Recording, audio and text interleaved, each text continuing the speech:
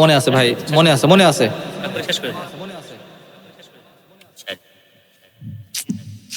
ভাই আপনাদের আর 10 মিনিট বেশি গেলে সমস্যা আছে,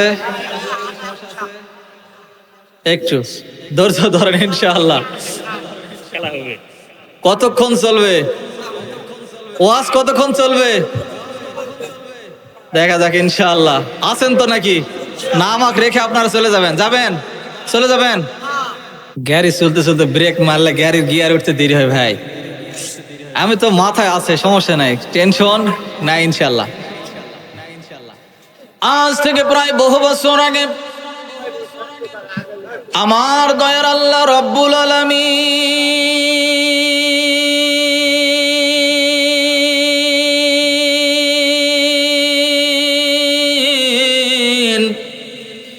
এই দুনিয়ার জমিনে মানুষগুলিকে সৃষ্টি করে পাঠায় দিলেন। বন্ধুরা আমার, বাপজিরা আমার, দুনিয়ার জমিনে মানুষগুলি চলে আসলো। এই দুনিয়ার জমিনে মানুষগুলি চলে আসার পরে বিদ্যা বুদ্ধির ভারে আত্মহমিকা করে দাম্ভিক পূর্ণ জীবন যাপন করা শুরু করে দিল। এমনকি মানুষগুলি নিজের বাপ দাদার ধর্ম লাট মানাত প্রজাতি সরস্বতী মহাদেব কালী, কেউ বাবার রঙ্গি, কেউ বাবার টঙ্গি, কেউ বাবার রঙ্গ, কেউ বাবার সঙ্গ, কেউ বাবার গাছের পূজা, কেউ বাবার মাছের পূজা, কেউ বাবার পাহাড়ের পূজা, কেউ বাবার আগুনের পূজা, কেউ বাবার চন্দ্রের পূজা, কেউ বাবার সূর্যের পূজা, কেউ বাবার নানান রকম মানুষ হয়ে মানুষের যখন পূজা করতে শুরু করে দিল বন্ধুরা আমার, ঠিক তদনীক্ষণ সময়ে আমার দয়ার আল্লাহ রব্বুল আলামিন তার কুদরতি পার্লামেন্টের সিদ্ধান্ত অনুযায়ী আমার দয়ার আল্লাহ রব্বুল আলামিন দুনিয়ার জমিনে দুইটা রহমত, দুইটা বরকত নাজিল করে দিলেন। সুবহানাল্লাহ, আলহামদুলিল্লাহ,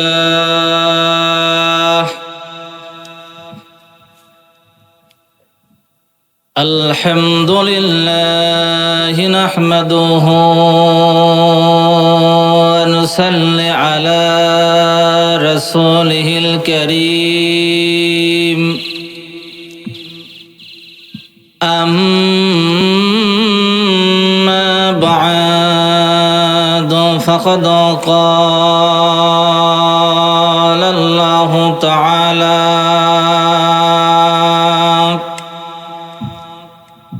في كلامه المجيد والفرقانه الحميد.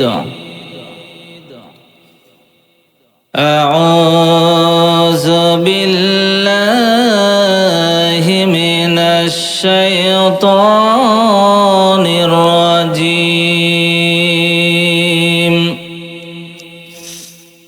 بسم الله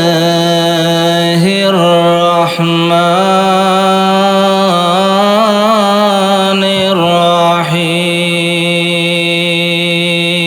الرحيم. يا أيها الرسول بلغ ما أنزل إليك من ربك وإن لم تفعل فما بلغت رسالته والله يعصمك من الناس. إن الله لا يهدي القوم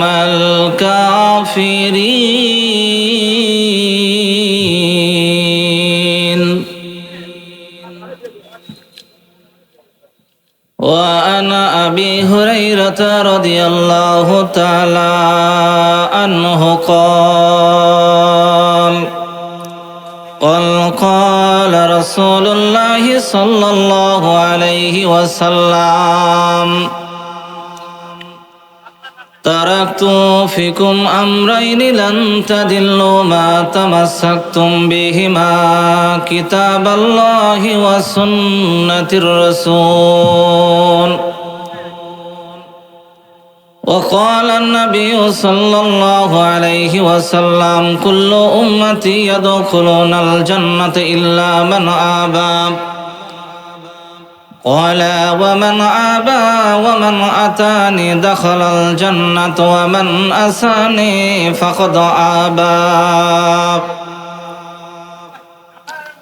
وعن عبد الله بن عمرو رضي الله تعالى عنه قال قال رسول الله صلى الله عليه وسلم لا يأتين على الأمة كما أتى على بني إسرائيل حذو النعال بالنعال.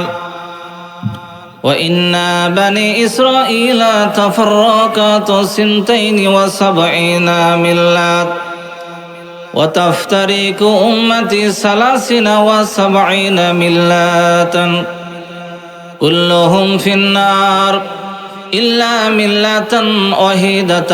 قالوا من هي يا رسول الله يا حبيب الله؟ قال ما أنا عليه وأصحابه. صدق الله العظيم وصدق رسوله النبي الكريم ونحن على ذلك من الشاهدين والشاكرين والحمد لله رب العالمين. আল্লাহর দুনিয়া বুঝিয়া শুনিয়া মানুষ, আল্লাহর দুনিয়া বুঝিয়া শুনিয়া মানুষ ঈমানের পথে চলো।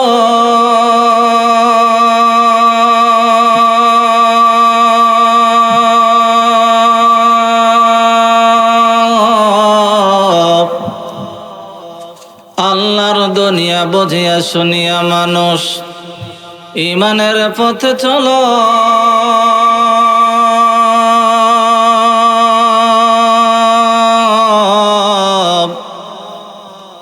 ইমানদার তুমি সংগ্রামী, তুমি বিপ্লবী, তুমি মুজাহিদ, তুমি ডানপন্থী, তুমি বামপন্থী নহে, তুমি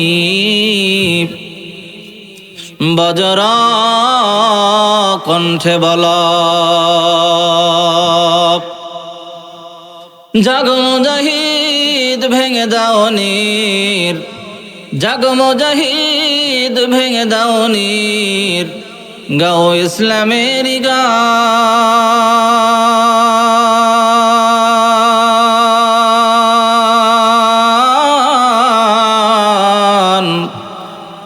বামপন্থীরা আদি জোট বেঁধেছে করতে মুসলিম অপমান। সকলে কালেমা পড়েন লা ইলাহা ইল্লাল্লাহ, লা ইলাহা ইল্লাল্লাহ, লা ইলাহা, আস্তে আস্তে আসতেছে, হ্যাঁ, লা ইলাহা ইল্লাল্লাহ, লা ইলাহা,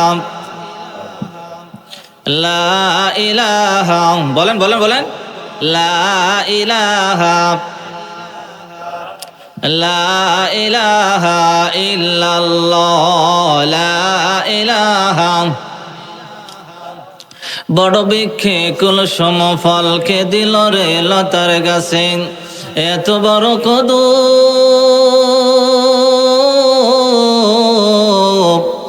কার আদেশে মৌমাছিরা মৌসাকে দেয় মধু। শিমল গাছে কে দিল রে নরম নরম তুলা,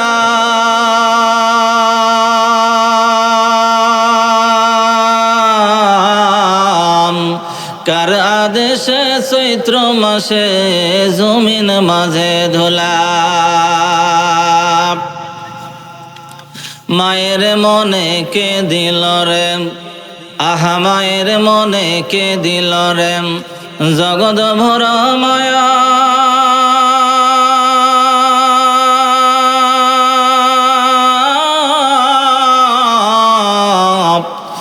প্রচণ্ড রোদে গাছের নিচে বসলে পাই কার আদেশে ছায়া গো, কার আদেশে ছায়া। মাঠ ভরা বইকে দিল রে সবুজ শ্যামল ধান, পাখির কণ্ঠে কে দিল রে মিষ্টি মধুর গান। চিন্তা করে দেখো মানুষ, এসবই হলো আল্লাহ তাআলার দান। কালেমা পড়েন লা ইলাহা, লা ইলাহা ইল্লাল্লাহ, লা ইলাহা,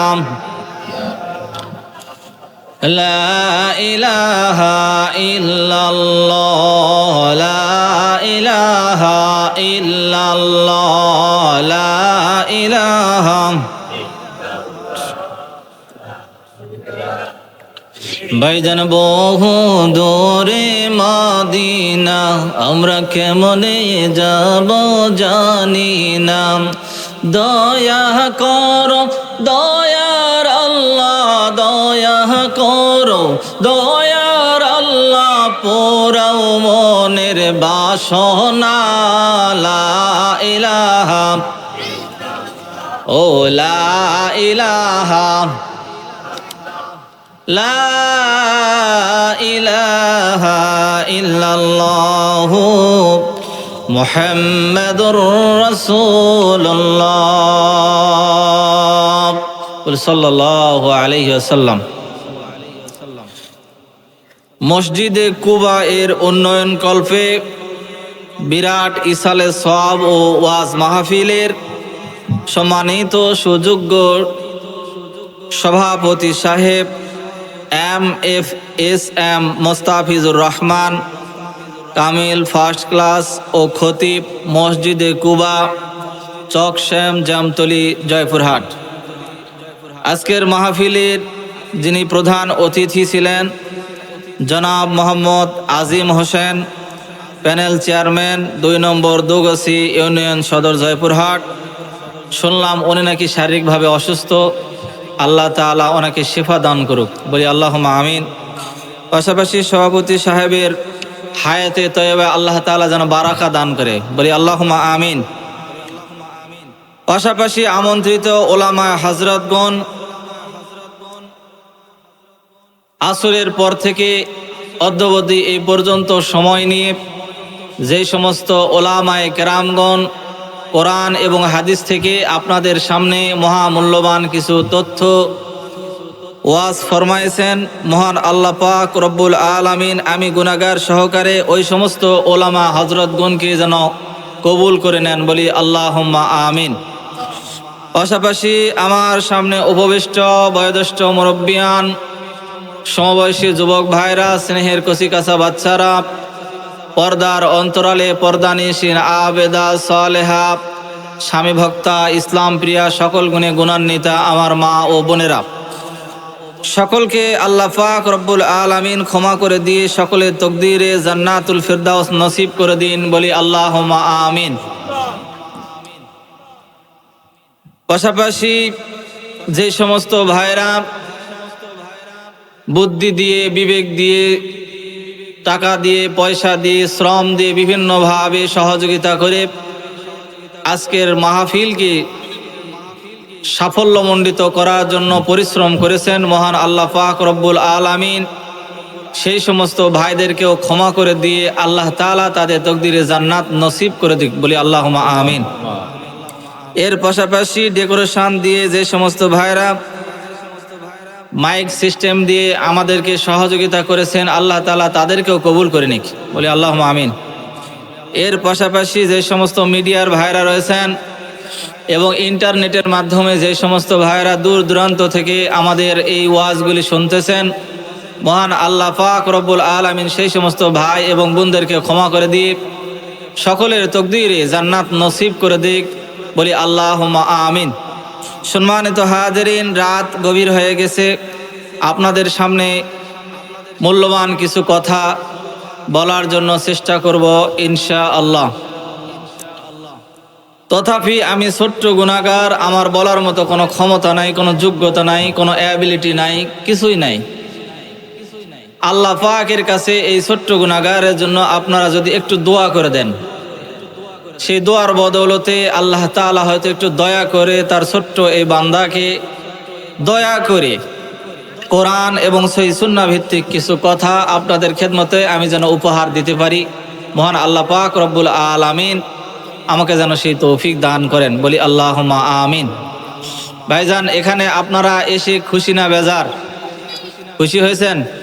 দেখি কে কে খুশি হয়েছেন, একটু হাত তুলে দাঁড়ায় যান তো, দাঁড়ায় যান আর সামনে এগিয়ে আসেন।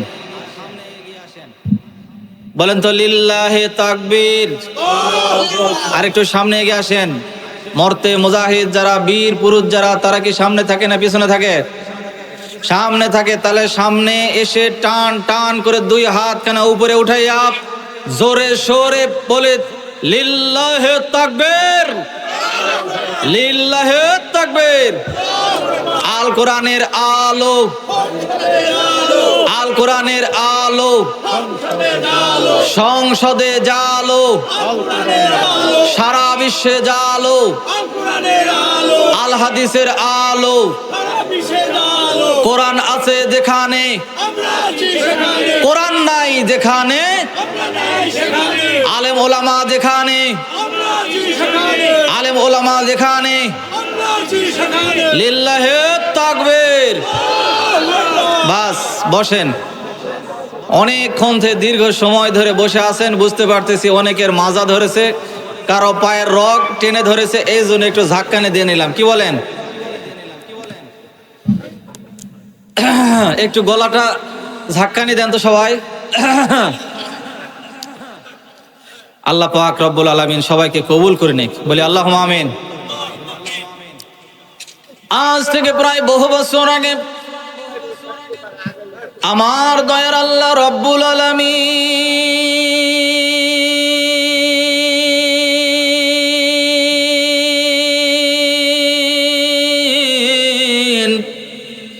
এই দুনিয়ার জমিনে মানুষগুলিকে সৃষ্টি করে পাঠায় দিলেন। বন্ধুরা আমার, বাপজিরা আমার, দুনিয়ার জমিনে মানুষগুলি চলে আসলো।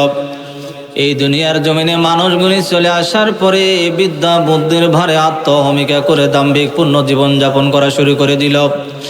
এমনকি মানুষগুলি নিজের বাপ দাদার ধর্ম, লাট মানাত উজ্জা প্রজাতি, সরস্বতী, মহাদেব, কালী, কেউ বাবার রঙ্গি, কেউ বাবার টুঙ্গি, কেউ বাবার রঙ্গ, কেউ বাবার সঙ্গ, কেউ বাবার গাছের পূজা, কেউ বাবার মাছের পূজা, কেউ বাবার পাহাড়ের পূজা, কেউ বাবার আগুনের পূজা, কেউ বাবার চন্দ্রের পূজা, কেউ বাবার সূর্যের পূজা, কেউ বাবার নানান রকম মানুষ। মানুষ হয়ে মানুষের যখন পূজা করতে শুরু করে দিল বন্ধুরা আমার, ঠিক তদনীক্ষণ সময়ে আমার দয়ার আল্লাহ রব্বুল আলামিন তার কুদরতি পার্লামেন্টের সিদ্ধান্ত অনুযায়ী আমার দয়ার আল্লাহ রব্বুল আলামিন দুনিয়ার জমিনে দুইটা রহমত, দুইটা বরকত নাজিল করে দিলেন। সুবহানাল্লাহ। এক নম্বরে আমার দয়ার আল্লাহ রব্বুল আলামিন বিশ্ব নবী, নূর নবী মুহাম্মদ রাসূলুল্লাহ সাল্লাল্লাহু আলাইহি সাল্লামকে দুনিয়ার জমিনে প্রেরণ করলেন। দুই নম্বরে আমার দয়ার আল্লাহ দয়া করে 30 পারা নূর নামক কোরআনুল কারীম নাজিল করে দিলেন। বলেন মারহাবা। আল্লাহ ডাক দিয়ে বললেন, নবী গো,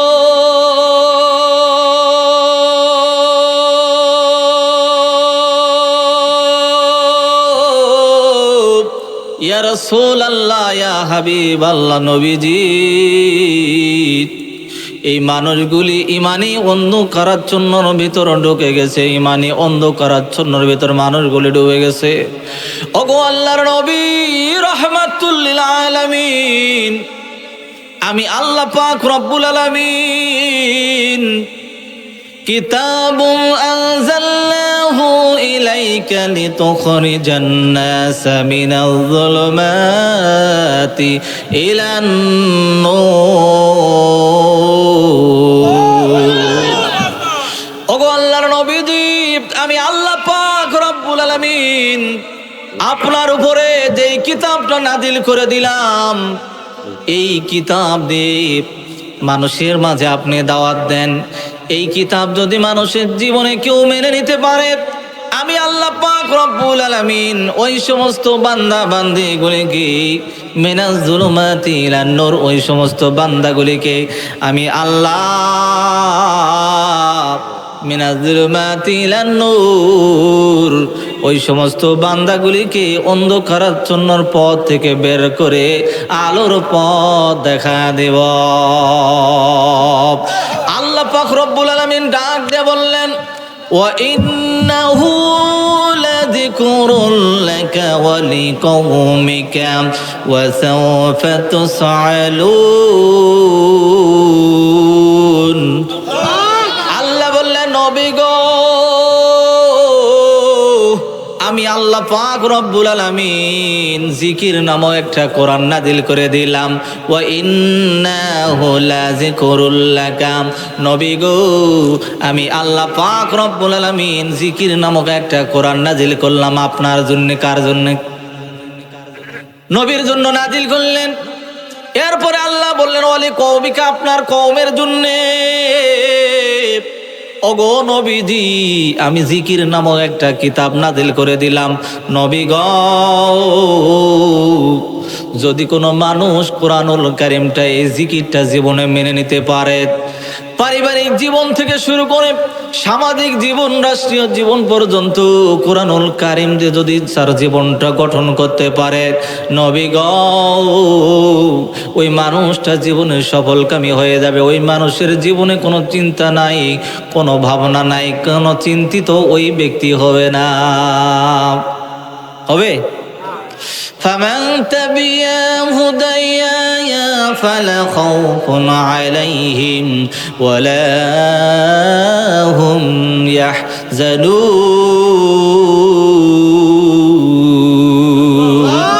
ও নবী গো, فمن تبع هدايا فلا خوف عليهم ولا هم يحزنون। যদি কোনো মানুষ তার জীবনে এই কোরআনুল কারীমটা মানতে পারে, নিজের জীবন, পারিবারিক জীবন, সামাজিক জীবন থেকে রাষ্ট্রীয় জীবন পর্যন্ত মানতে পারে, নবী গো, আমি আল্লাহ পাক রব্বুল আলামিন জানিয়ে দিলাম, ওই সমস্ত মানুষদের কোনো চিন্তা নাই, ভাবনা নাই, কোনো ভয় ভীতি নাই, তারা কখনোই চিন্তিত হবে না। আল্লাহ পাক রব্বুল আলামিন আরো ডাক দিলেন, وَمَن يَعْشُ عَن ذِكْرِ الرَّحْمَنِ نُقَيِّضْ لَهُ شَيْطَانًا فَهُوَ لَهُ قَرِينٌ।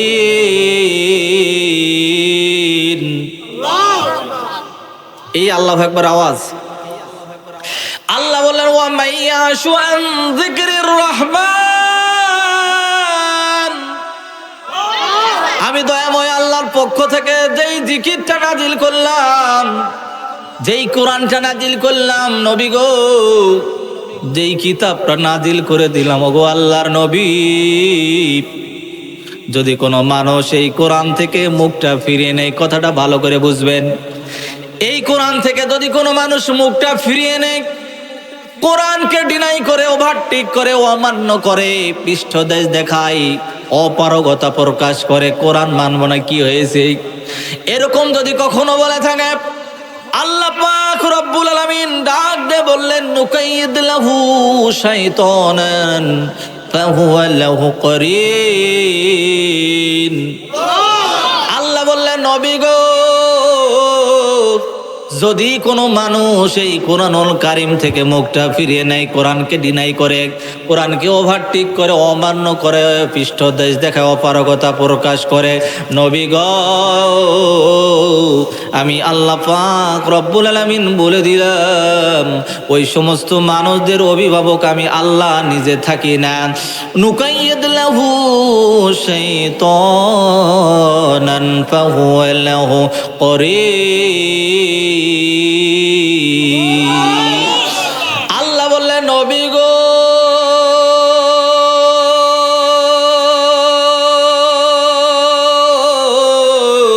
যেই সমস্ত মানুষগুলি কোরআন থেকে মুখটা ফিরিয়ে নিল, কোরআনের আইনকে বাদ দিয়া নিজের তৈরি করা আইন, নিজের তৈরি করা সংবিধান, বাপ দাদার ধর্ম, লাতমানা দজ্জা আফরোজতি সরস্বতী মহাদেব কালী রঙ্গ টঙ্গ, কেউ বাবার মহাদেব, কেউ বাবার কালী, কেউ বাবার মাছের পূজা, কেউ বাবার গাছের পূজা, কেউ বাবার চন্দ্রের পূজা, কেউ বাবার সূর্যের পূজা, কেউ বাবার মানুষের পূজা, কেউ বাবার পাহাড়ের পূজা, কেউ বাবার নানান রকম পূজার মধ্যে যখন লিপ্ত হয়ে গেল,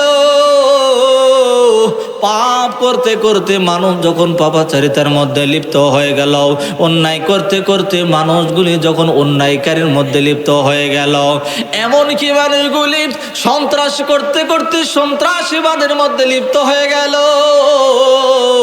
সাদাবাজি করতে করতে যেই মানুষগুলি সাদাবাজের মধ্যে লিপ্ত হয়ে গেল, যেই মানুষগুলি সুদ ঘুষের মধ্যে লিপ্ত হয়ে গেল, চুরির মধ্যে লিপ্ত হয়ে গেল, জেনা ব্যভিচারের মধ্যে লিপ্ত হয়ে গেল, নানান রকম মানুষ নিজের পরিবারের মধ্যে আত্ম অহংকার দেখাইয়া ওই মানুষগুলি নানান রকম অন্যায় অপরাধের মধ্যে যখন জড়িত হয়ে গেল, আমি আল্লাহ পাক রব্বুল আলামিন আপনার মাঝে 30 পারা নূর নামক কোরআনুল কারীম নাজিল করে দিলাম। নবী গো, এই কোরআনুল কারীমের দাওয়াতটা পৌঁছায় দেন। যেই মানুষগুলি কোরআনুল কারীমের আইনগুলি নিজের জীবনের সঙ্গে মেনে নিতে পারবে, ওই মানুষগুলিকে আমি আল্লাহ পাক রব্বুল আলামিন মিনাজ জুলুমাতি ইলান নূর, অন্ধকারাচ্ছন্নর পথ থেকে বের করে ওই মানুষগুলিকে আলোর পথ দেখা দেব। আল্লাহ পাক রব্বুল আলামিন ডাক দিয়ে বললেন, নবী গো, ইয়া আইয়ুহার রাসূলু বাল্লিগ মা উনজিলা ইলাইকা মির রাব্বিক ওয়া ইন লাম তাফআল ফামা বাল্লাগতা রিসালাতাহু ওয়াল্লাহু ইয়াসিমুকা মিনান নাস ইন্নাল্লাহা লা ইয়াহদিল কওমাল কাফিরিন। আল্লাহ বললেন, নবী গো, হে আমার নবী, গোটা বিশ্ববাসীর কাছে আপনি কোরআনের তাবলীগ করুন। কি বললেন? পৃথিবীতে যত নবী রাসূল এসেছে, সব নবী রাসূলগুলির নাম ধরে ধরে আল্লাহ ডাক দিয়েছেন। ইয়া আদম সফিউল্লাহ, ইয়া ইব্রাহিম খলিলুল্লাহ বলে, ইয়া মুসা কালিমুল্লাহ বলে ডাক দিয়েছেন, ইয়া ঈসা রুহুল্লাহ বলে ডাক দিয়েছেন, ইয়া নূহ পয়গম্বর বলে ডাক দিয়েছেন, ইয়া জাকারিয়া বলে ডাক দিয়েছেন, ইয়া ইয়াহইয়া বলে ডাক দিয়েছেন।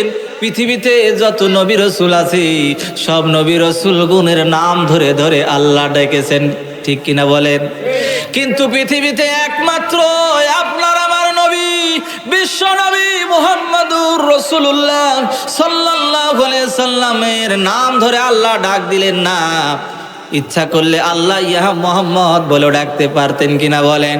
কিন্তু আল্লাহ পাক রব্বুল আলামিন আপনার আমার নবীকে ইয়া মুহাম্মদ বলে ডাকলেন না। আল্লাহ পাক রব্বুল আলামিন ডাক দিলেন ইয়া আইয়ুহার রাসূল বলে। কত সম্মান আল্লাহ দিলেন আল্লাহর নবীকে। সম্মান দিয়ে আল্লাহ ইয়া আইয়ুহার রাসূল বলে ডাকলেন আর বললেন, হে আমার রাসূল, আপনার রবের পক্ষ থেকে পাওয়া কোরআনের তাবলীগ করা শুরু করে দিন। বলেন তো, কোরআনের কথা প্রচার করার দায়িত্ব কে দিয়েছেন? কে দিয়েছেন? তাহলে আমরা যখন কোরআনের কথা বলি, আলেম ওলামারা যখন কোরআনের কথা বলে, তাহলে কোরআনের কথা বলতে এক পর্যায়ের এক সম্প্রদায় বাধাগ্রস্ত করে, এক প্রকারের মানুষেরা বাধাগ্রস্ত করে। বলেন তো, তারা কি শয়তান না ভালো? বলেন শয়তান কিনা? আল্লাহ বললেন, যে সমস্ত মানুষগুলি কোরআন মানে না, কোরআন মানতে চায় না, কোরআনকে ডিনাই করে, ওভারটেক করে, অমান্য করে, পৃষ্ঠদেশ দেখায়, অপারগতা প্রকাশ করে। এক কথায় কোরআনের আইনকে বাদ দিয়ে মানুষের তৈরি আইন, মানুষের তৈরি সংবিধান, মানুষের তৈরি মত, মানুষের তৈরি পথ, মানুষের তৈরি আইন দিয়ে জীবনটা পরিচালিত করে। আল্লাহ পাক রব্বুল আলামিন ডাক দিয়ে বললেন, নুকাইয়িদ লাহু শাইতানান ফাহুয়া লাহু করিন।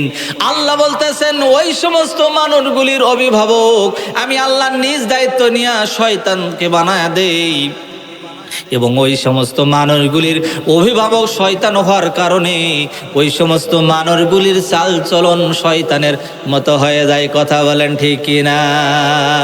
এমন লোক মনে হয় আপনাদের এলাকায় নাই? আছে? কোরআন মানে না এমন লোক আছে এখানে? হ্যাঁ, আছে নাকি? না, এখানে নাই না, এখানে না। এখানকার লোক ভালো, এখানকার লোক সব পীর সাহেব হয়েছে, এখানকার লোক সব ভালো, এই জন্য এখানকার লোক সবাই কোরআন মানে। কোরআন না মানার লোক মনে হয় এখানে কম আছে, ঠিক কিনা বলেন? এখানকার লোক সবাই কোরআন মানে, এই জন্য মাহফিলের লোক আজকে বেশি। কিন্তু যেখানে দেখা যায় মাহফিলের লোক নাই, সেখানকার লোক মনে হয় কোরআন কম মানে, ঠিক কিনা বলেন? কি ঠিক বললাম না ভুল বললাম? ভাই ভুল হলে একটু লোকমা দিয়েন, ছোট মানুষ তো ভুল ভ্রান্তি হতেই পারে, কি বলেন? হ্যাঁ, আল্লাহ পাক রব্বুল আলামিন কিসের দায়িত্ব দিলেন? কোরআনের তাবলীগ করার জন্য। বলেন তো নবী এখন নাই, এই কোরআনের তাবলীগ করার জন্য দায়িত্ব আল্লাহ কাকে দিয়েছেন? আল উলামা ও ওরাসাতুল আম্বিয়া, নবীদের ওয়ারিসরাই হলো আলেমগণ। নবীদের অবর্তমানে আল্লাহ আলেমদের উপরে দায়িত্বটা দিয়েছেন। কথা বলেন ঠিক কিনা? তাহলে আজকে যখন আলেম কোরআনের কথা বলে, আলেমরা যখন কোরআনের দাওয়াত দেয়, তখন আপনার কেন জ্বলে? যার জ্বলে বুঝতে হবে এ আসলে এক নাম্বারের লোক না, এ হলো শয়তান মার্কা লোক। কথা বলেন ঠিক কিনা? কারণ আল্লাহ যে ওই সমস্ত মানুষগুলির অভিভাবক আমি আল্লাহ নিজে থাকি না, ওই সমস্ত মানুষগুলির অভিভাবক নুকাইয়িদ লাহু শাইতান, ওই সমস্ত মানুষগুলির অভিভাবক আমি আল্লাহ নিজ দায়িত্ব নিয়ে শয়তানকে বানায় দিই। ভাই কথাগুলি কি বানিয়ে বললাম না কোরআন থেকে বললাম? কোরআনের হাফেজ যারা আছেন, আলেম যারা আছেন, তারা আমার কথা ঠিক ধরতে পারছে যে আমি কোন কোন জায়গা থেকে তাফসীরটা বলছি। কি ঠিক বলেন? ঠিক কিনা? সমাধান চাহ যদি জীবনে মরণে, ফিরে যাও খুঁজে নাও চোখ রাখো কোরআনে। এ বাণী সকলের নয় শুধু মুমিনের, যারাই চলবে মেনে ফল পাবে কোরআনে। ঘরে বলো কিবা রাষ্ট্রে বলো, ঘরে বলো কিবা রাষ্ট্রে বলো, অশান্তি দূর করে শান্তি আনে। সমাধান চাও যদি জীবনে মরণে, ফিরে যাও খুঁজে নাও চোখ রাখো কোরআনে। এ তো চির অম্লান চির মুক্তির ডাক, এ যে মহাবাণী খোদাই কালামে পাক। ঠিক কিনা? এ তো চির অম্লান চির মুক্তির ডাক, এ যে মহাবাণী খোদাই কালামে পাক। এই দুনিয়ায় আর সেই দুনিয়া, এই দুনিয়ায় আর সেই দুনিয়া, মুক্তি পাবে তুমি দুজাহানে। সমাধান চাও যদি, বলেন বলেন, সমাধান চাও যদি জীবনে মরণে, ফিরে যাও খুঁজে নাও চোখ রাখো। বলেন বলেন, ফিরে যাও খুঁজে নাও চোখ রাখো, ফিরে যাও খুঁজে নাও চোখ রাখো কোরআনে। তবেই পাবে সুখ শান্তির ঠিকানা, তবেই পাবে সুখ শান্তির ঠিকানা, যদি মেনে নাও তুমি মনে প্রাণে। সমাধান চাও যদি জীবনে মরণে, ফিরে যাও খুঁজে নাও চোখ রাখো কোরআনে। কি খারাপ লাগতেছে? আল্লাহ বললেন নবী গো,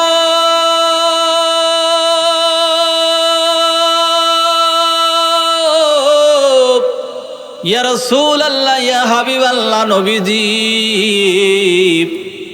ইয়া আইয়ুহার রাসূলু বাল্লিগ মা উনজিলা ইলাইকা মির রাব্বিক ওয়া ইন লাম তাফআল ফামা বাল্লাগতা রিসালাতাহু ওয়াল্লাহু ইয়াসিমুকা মিনান নাস।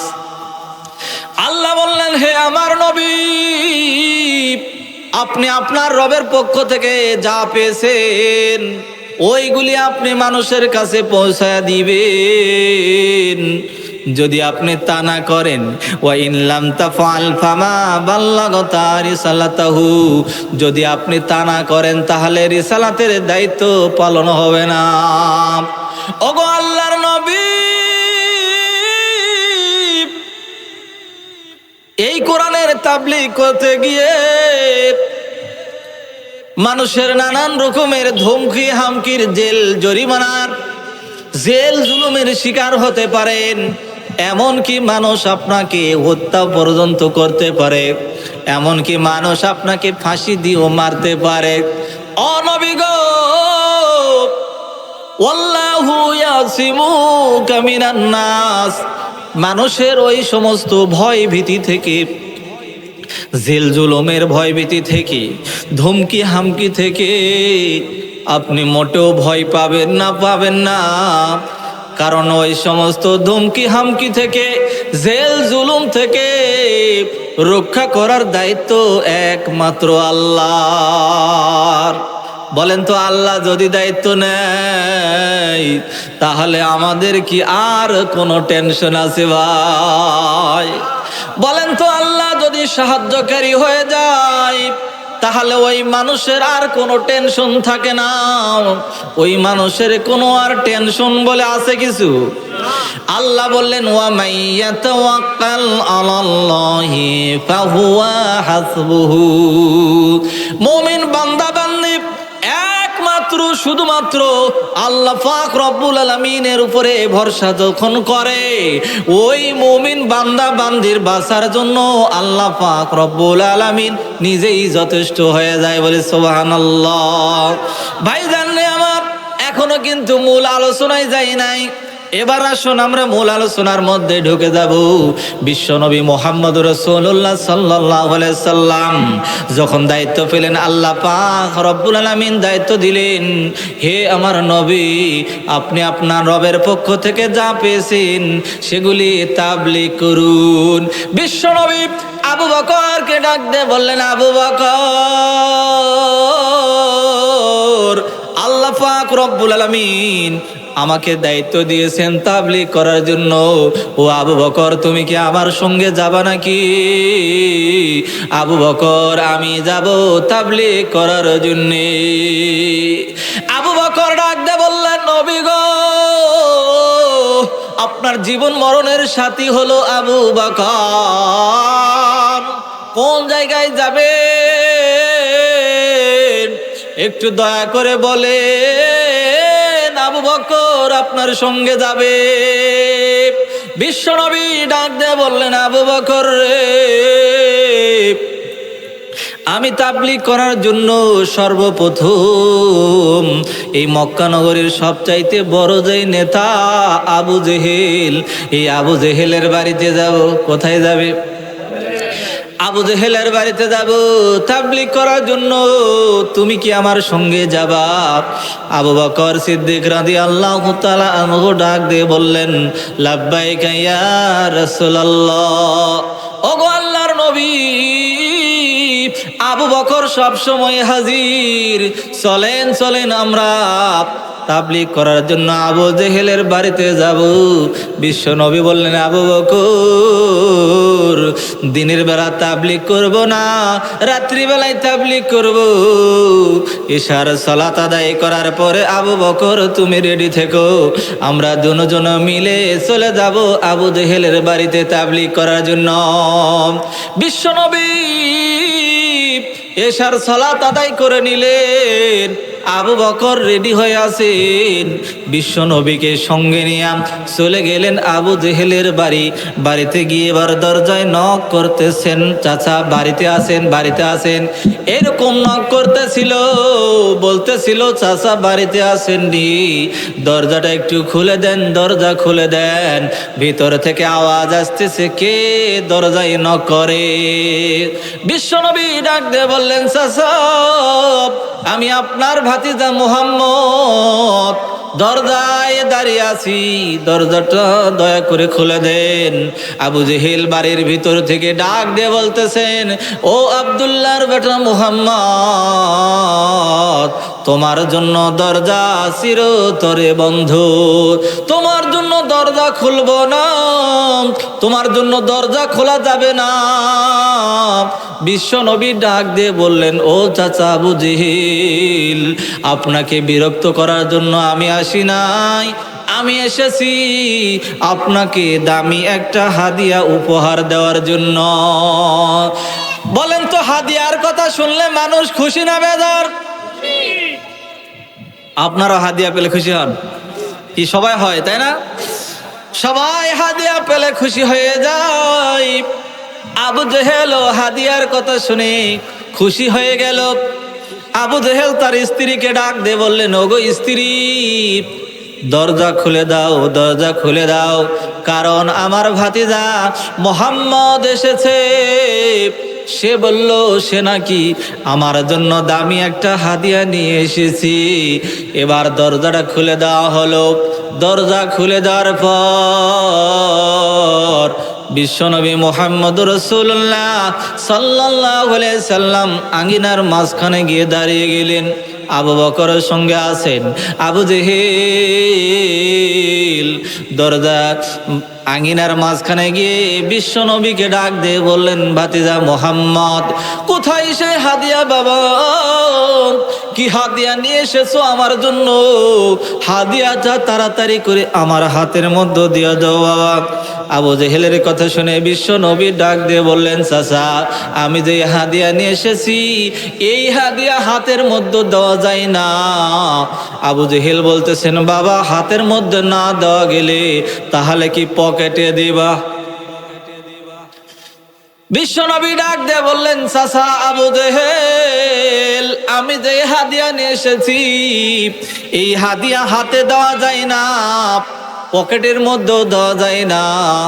এই হাদিয়াটা উচ্চ কণ্ঠে উচ্চ আওয়াজে দেওয়া যায়। এবার আবু জেহেল ডাক দিয়ে বলল, ভাতিজা মুহাম্মদ, আমি এবার বুঝতে পেরেছি যে তুমি হাদিয়াটা বড় নিয়ে এসেছো, এই জন্য মনে হয় হাদিয়াটা তুমি ব্যাগের মধ্যে দিবা বাবা।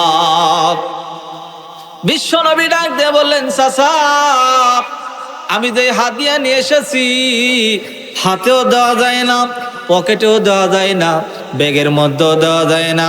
এবার আবু জেহেল বলতেছেন, ভাতিজা বুঝতে পেরেছি এখানে অনেক লোক আছে, এই জন্য সবাইকে না জানিয়ে এবার মনে হয় গোপনে গোপনে ঘরের মধ্যে গিয়া হাদিয়া দিবা।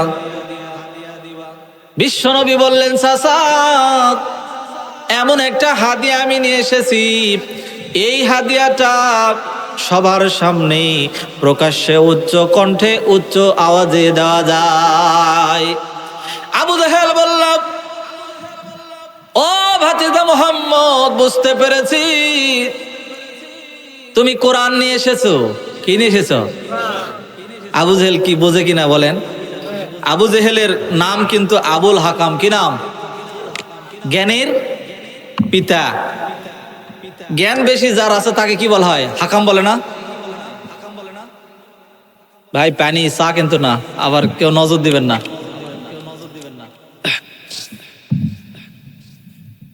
আবু জেহেল ডাক দিয়ে বলল, ভাতিজা মুহাম্মদ, বুঝতে পেরেছি তুমি কোরআন নিয়ে এসেছো।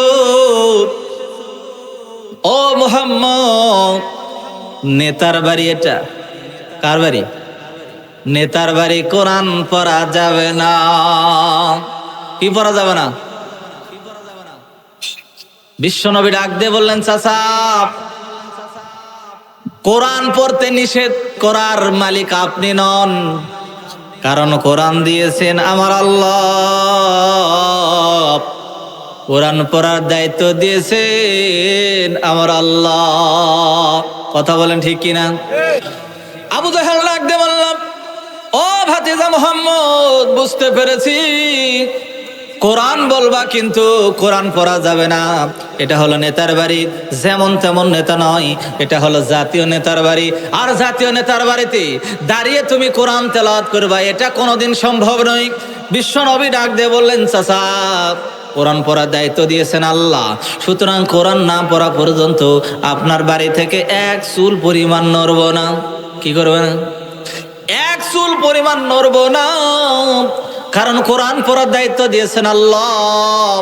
কোরআন না পড়া পর্যন্ত, কোরআনের তাবলীগ না করা পর্যন্ত এই জায়গা থেকে এক চুল পরিমাণ নড়ব না। আবু জাহেল বলতেছে, মগের মুল্লুক নাকি? মাইট ইজ রাইট, জোর যার মুল্লুক তার। এখন রাজ্য আমার, শক্তি আছে আমার, পাওয়ার আছে আমার, ক্ষমতাও আমার, সরকারিত্ব আমার, এমপিগিরিত্ব আমার, মন্ত্রী আমার, যত আছে সব আমার। এই জন্য আমি যা বলবো তাই হবে, তুমি যেটা বলতেছো সেটা হবে না। ও মুহাম্মদ, কোরআন পড়তে দেব না। বলেন তো বাংলার জমিনে এরকম আবু জাহেল মার্কার লোক আছে না নাই? ফেরাউন মার্কার লোক আছে না নাই? নমরুদ মার্কার লোক আছে না নাই? উতবা, সাইবা, ওয়ালিদ বিন মুগিরা, আবু লাহাবের মতো লোক আছে না নাই? আপনাদের এলাকায় নাই, আমাদের ওইদিকে আছে। আপনাদের এদিকের লোক ভালো ভাই, এদিকে এরকম লোক নাই, এই জন্য এদিকে কোনো গন্ডগোল নাই। বিশ্বনবী বললেন, ও চাচা কি কথা বলতেছেন? কোরআন পড়ার দায়িত্ব দিয়েছেন আমার আল্লাহ, কোরআন না পড়া পর্যন্ত আপনার বাড়ি থেকে চুল পরিমাণ নড়ব না। আবু জাহেল বলতেছে, কথা বললেই হলো নাকি? ঘাড় ধাক্কা দিয়ে বের করে দিব। আগে যারা বলতো কোরআন খালি পড়ে দেখো, তোরে জেলখানার মধ্যে ঢুকাইয়া ফাঁসি দিয়ে মারবো। কথা বলেন, কথা বলেন, বলেন তো এরকম অবস্থা একটা ছিল কিনা? হুজুররা ঠিক মতো কোরআনের কথা বলতে পারতো না, সত্যের কথা বলতে পারতো না। আবার এমন একটা পর্যায়ে এসে গেছে, নাও এখন দুই দিকে টানাটানি। কথা বলেন ঠিক কিনা? এইদিকে গেলে দোষ, ওই দিকে গেলে দোষ। কারণ পৃথিবী যত কিয়ামতের সন্নিকটে আসবে, ইমানদারদের অবস্থা এমন হবে, জ্বলন্ত কয়লা হাতের তালুতে রাখলে সহজ হবে, কিন্তু ইমানটা রাখা বড় কঠিন হবে। আবু জাহেল বলতেছে, মুহাম্মদ তোরে ঘাড় ধাক্কা দিয়ে বাড়ি থেকে বের করে দেব। বিশ্বনবী বললেন, চাচা আপনি চেষ্টা করতে পারেন। আবু জাহেল এমনি কথা শোনার পরে ছট করে রাগান্বিত হয়ে দৌড় দিয়েছে, বিশ্বনবীর ঘাড়ের মধ্যে হাত দিয়েছি। বিশ্বনবীর ঘাড়ের মধ্যে হাত যখন লাগাইছি, বিশ্বনবী আমার আসমানের দিকে দুইটা হাত উঠাইয়া মালিককে ডাক দিলেন, ও আমার মালিক, এখানে আমার কোনো কথা বলার জন্য আমি আসি নাই, আমি এসেছি কোরআনের তাবলীগ করার জন্য। ওগো আল্লাহ, তুমি আজকে আমাকে এমন সাহায্য করো যার কারণে এই আবু জেহেল যেন এক চুল পরিমাণ এখান থেকে আমাকে কোরআনের পথ থেকে নড়াতে না পারে। আবু জেহেল ঠেলতেছে, মুহাম্মদ নড়ে না। আবু জেহেল আবার ঠেললো, মুহাম্মদ নড়ে না। আবু জেহেল আবার ঠেলতেছে, আবার ঠেলতেছে, আবু জেহেল নড়তেছে, কিন্তু বিশ্ব নবী নড়ে না। এবার আবু জেহেল ডাক দিয়ে বললো, ও ভাতিজা মুহাম্মদ, একটু আগেই তো নরম ছিলা, একটু আগেই তো নরম ছিলা, এখন এত পাহাড়ের মতো শক্তিশালী হয়েছে মানে? বিশ্ব নবী ডাক দিয়ে বললেন, চাচা কোরআনের কথা যারা বলে, কোরআনের দাওয়াত যারা দেয়, এরা সর্বপ্রথম নরম সুরে কথা বলে। এরা কোরআনের পথে যারা থাকে এরা নরম মানুষ, এরা তুলার মতো নরম। এদেরকে ভালো কথা বললে নরম হয়, আর গরম কথা বললে এই পাথরের মতো শক্ত হয়ে যায়। কিভাবে সম্ভব? বিশ্ব নবী ডাক দিয়ে বললেন, চাচা আপনি তো সবকিছু দেখতে পারেন না, আমার পায়ের নিচে আল্লাহ পাক রব্বুল আলামিন জিব্রাইল নামক একজন ফেরেশতা পাঠিয়ে দিয়েছেন। ওই ফেরেশতা আমার দুইটা পা জমিনের সঙ্গে চাপায়া ধরে আছে। বলেন তো, ফেরেশতা যদি কারো পা ধরে কেউ আর নড়াতে পারবে? আপনি পারবেন মনে হয়? আপনারা সবাই মিলে পারবেন না? এতগুলো লোক আছেন তাও পারবেন না? কি সম্ভব? সম্ভব নয়। আবু জাহেল বলতেছে, ভাতিজা জিব্রাইল দেখতে কেমন? জিব্রাইল কত বড়? বিশ্ব নবী ডাক দিয়ে বললেন, চাচা জিব্রাইল ফেরেশতা এত বড় ফেরেশতা, এই গোটা পৃথিবীতে যত পানি আছে, সাগর, নদী নালা, খালবিল, মহাসাগর, হ্রদ আছে, যত পানি আছে সব পানিগুলি একত্রিত করে জিব্রাইলের হাতের তালুতে যদি দেওয়া যায়, জিব্রাইল আলাইহিস সালাতু ওয়াস সালাম আমরা যেরকম তেল হাতের মধ্যে নিয়ে মাথার মধ্যে মালিশ করি না, জিব্রাইল আলাইহিস সালাতু ওয়াস সালামের হাতের তালুতে যদি গোটা পৃথিবীর যত পানি আছে সব পানিগুলিকে যদি দেওয়া হয়, তাহলে জিব্রাইল আলাইহিস সালাতু ওয়াস সালাম তেলের মতো করে মাথায় মালিশ করবে, চিপ পর্যন্ত ভিজবে না। বলেন আল্লাহু আকবার। জিব্রাইল এত বড়। আবু জাহেল বলতেছে, মুহাম্মদ বুঝতে পেরেছি, জিব্রাইল যখন তোমার পা ধরে আছে তুমি তো তাহলে নড়বা না। ঠিক আছে বাবা, কোরআন তেলাওয়াত করে আমার বাড়ি থেকে বিদায় হয়ে যাও। এবার বিশ্বনবী কোরআন তেলাওয়াত শুরু করে দিলেন। আমার সঙ্গে সবাই পড়ুন, বিসমিল্লাহির রহমানির রহিম। আলাম তারা কাইফা ফাআলা রাব্বুকা বিআসহাবিল ফিল। পড়েন।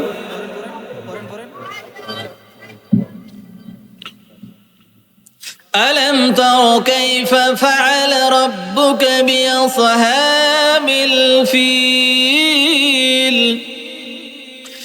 ألم يجعل كيدهم في تضليل وأرسل عليهم طيرا أبابيل ترميهم بحجارة من سجيل فجعلهم كعصف مأكول। আল্লাহু আকবার। আবু জাহেল বলতেছে, মুহাম্মদ আগে মনে করতাম জাদুকর, এখন বুঝলাম তুমি পাক্কা জাদুকর। বলে নাউজুবিল্লাহ। এই ঘটনা তোমাকে কে বললো? এই ঘটনা তোমার জন্মের কয়েক বছর পূর্বেই ঘটেছে। বলেন তো, এখানে হাতি বাহিনীর ঘটনা আছে না নাই? আছে না নাই? আবু জাহেল বলতেছে, মুহাম্মদ তুমি তো পাক্কাটা জাদুকর, তা না হলে তোমার জন্মের আগে ঘটনা ঘটেছে তুমি কেমনে জানলে? বলেন তো, জানাই কে? ওয়ামা ইয়ানতিকু আনিল হাওয়া ইন হুয়া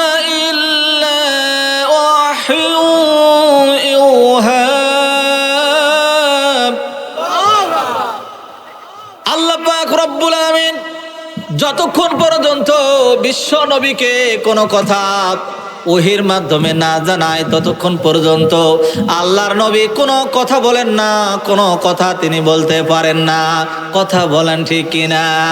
বিশ্ব নবী ডাক দিয়ে বললেন, চাচা ওই আল্লাহ পাক রব্বুল আলামিন আমাকে যতক্ষণ পর্যন্ত ওহির মাধ্যমে না জানায় ততক্ষণ পর্যন্ত আমি মুহাম্মদ কোনো কথাই বলতে পারি না।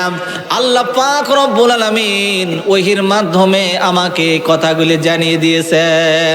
বলেন তো, ওহি কার কাছে আসে? নবী রাসূলদের কাছে আসে, তাছাড়া সাধারণ মানুষের কাছে ওহি আসে না। কথা বলেন ঠিক কিনা? বিশ্ব নবী আবার ডাক দিয়ে বললেন, চাচা ওহির মাধ্যমে আল্লাহ তাআলা জানিয়েছেন, এই জন্যই আমি জানি, তাছাড়া আমি রাসূল, আমি মুহাম্মদের কোনো কথা জানার কথা নয়। আল্লাহ যতক্ষণ পর্যন্ত না জানায় ততক্ষণ পর্যন্ত আমি কোনো কথাই বলতে পারি না।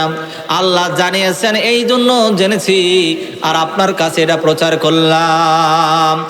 আবু জাহেল লাগতে বলল, মুহাম্মদ কোরআন তেলাওয়াত করেছো, নেতার বাড়িতে জোর করে কোরআন তেলাওয়াত করেছো, এবার আমার বাড়ি থেকে বের হয়ে যাও। বলেন তো বাংলাদেশে এরকম জোর জবরদস্তি চলে কিনা?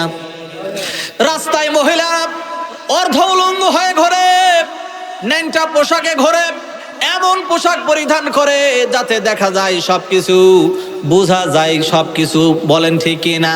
তারপর পুরুষদের নামে মামলা হয় ইফটিজিং এর। আমি বলি সর্বপ্রথম ইফটিজিং এর মামলা হওয়ার দরকার ওই মেয়ের নামে, ওই মেয়ের মায়ের নামে, ওই মেয়ের বাবার নামে ইফটিজিং এর মামলা আগে দেওয়া দরকার। কথা বলেন ঠিক কিনা? কারণ আপনার মেয়েকে আপনি হেফাজত করতে পারেন না, ইসলাম মতো চলাতে পারেন নাই, এই জন্য আপনার মেয়ে অর্ধালঙ্গ হয়ে রাস্তায় চলাফেরা করে। রাসূল সাল্লাল্লাহু আলাইহি সাল্লাম বলেছেন, ওই সমস্ত নারীগুলি কিয়ামতের কঠিন ময়দানে জিনাকারিনীদের কাতারে দাঁড়িয়ে যাবে, অথচ দুনিয়াতে যখন ছিল জীবনে কোনো পুরুষের সঙ্গে জিনা করে নাই। ওই দিন তারা আল্লাহ রাব্বুল আলামিনের কাছে বলবে, মালিক আমরা তো জীবনে কোনোদিন জিনা করি নাই, কোনো পুরুষ আমাদেরকে স্পর্শ করে নাই, কিন্তু আজকে কেন জিনাকারিনীদের কাতারে আজকে আমাদেরকে দাঁড়িয়ে দিয়েছেন? আল্লাহ পাক রব্বুল আলামিন তখন ওই সমস্ত নারীদেরকে ডাক দিয়ে বলবেন, তোমরা কি দুনিয়ায় রসুলের বাণী শোনো নাই, রসুলের হাদিস শোনো নাই, যে আল্লাহর রসুল বলেছেন যে সমস্ত মহিলাগুলি সেজে গুজে চুলগুলি ফিটিং ফাটিং করে, আবার কাপড়গুলি টাইট ফিটিং করে রাস্তায় অর্ধালঙ্গ হয়ে উঁচু নুচু সব জমিগুলি মানুষকে দেখাইয়া চলাফেরা করেছিল, ওই সমস্ত মহিলাগুলি হলো জিনাকারিনী মহিলা। বলেন তো ওই মহিলার পেট থেকে যদি কোনো সন্তান জন্মগ্রহণ করে, তাহলে ওই সন্তান কি কোনো আল্লাহর ওলি হবে? হবে?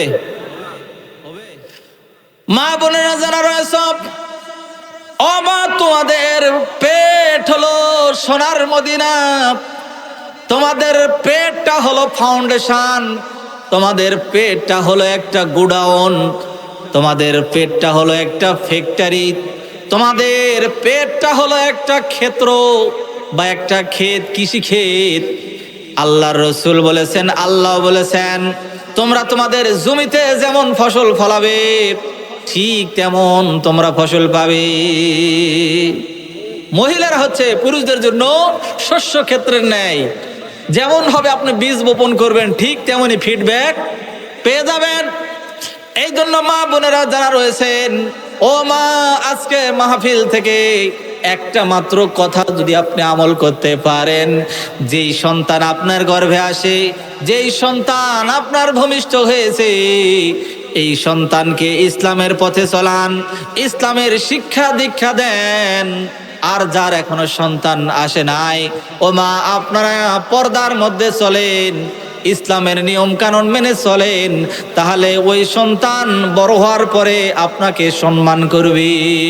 আর যদি আপনি বেহায়াপনায় অর্ধালম্ব হয়ে পেটের কাপড় আলগা করে রাস্তাঘাটে যদি চলাফেরা করেন, তাহলে ওই সন্তান কিন্তু বড় হওয়ার পরে আপনাকেই পিটন লাগাবে। কথা বলেন ঠিক কিনা?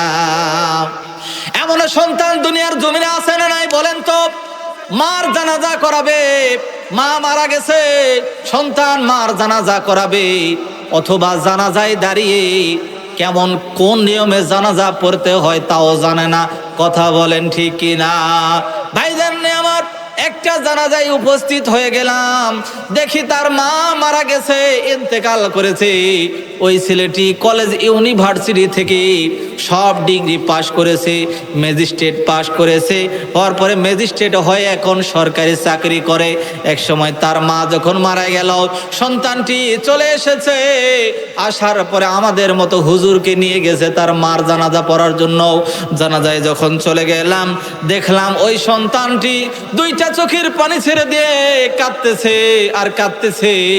আমি বললাম, বাবারে কাঁদিস না রে ভাই, কাঁদিস না, কারণ এই পৃথিবীতে সবাই চিরদিন থাকে না। কথা বলে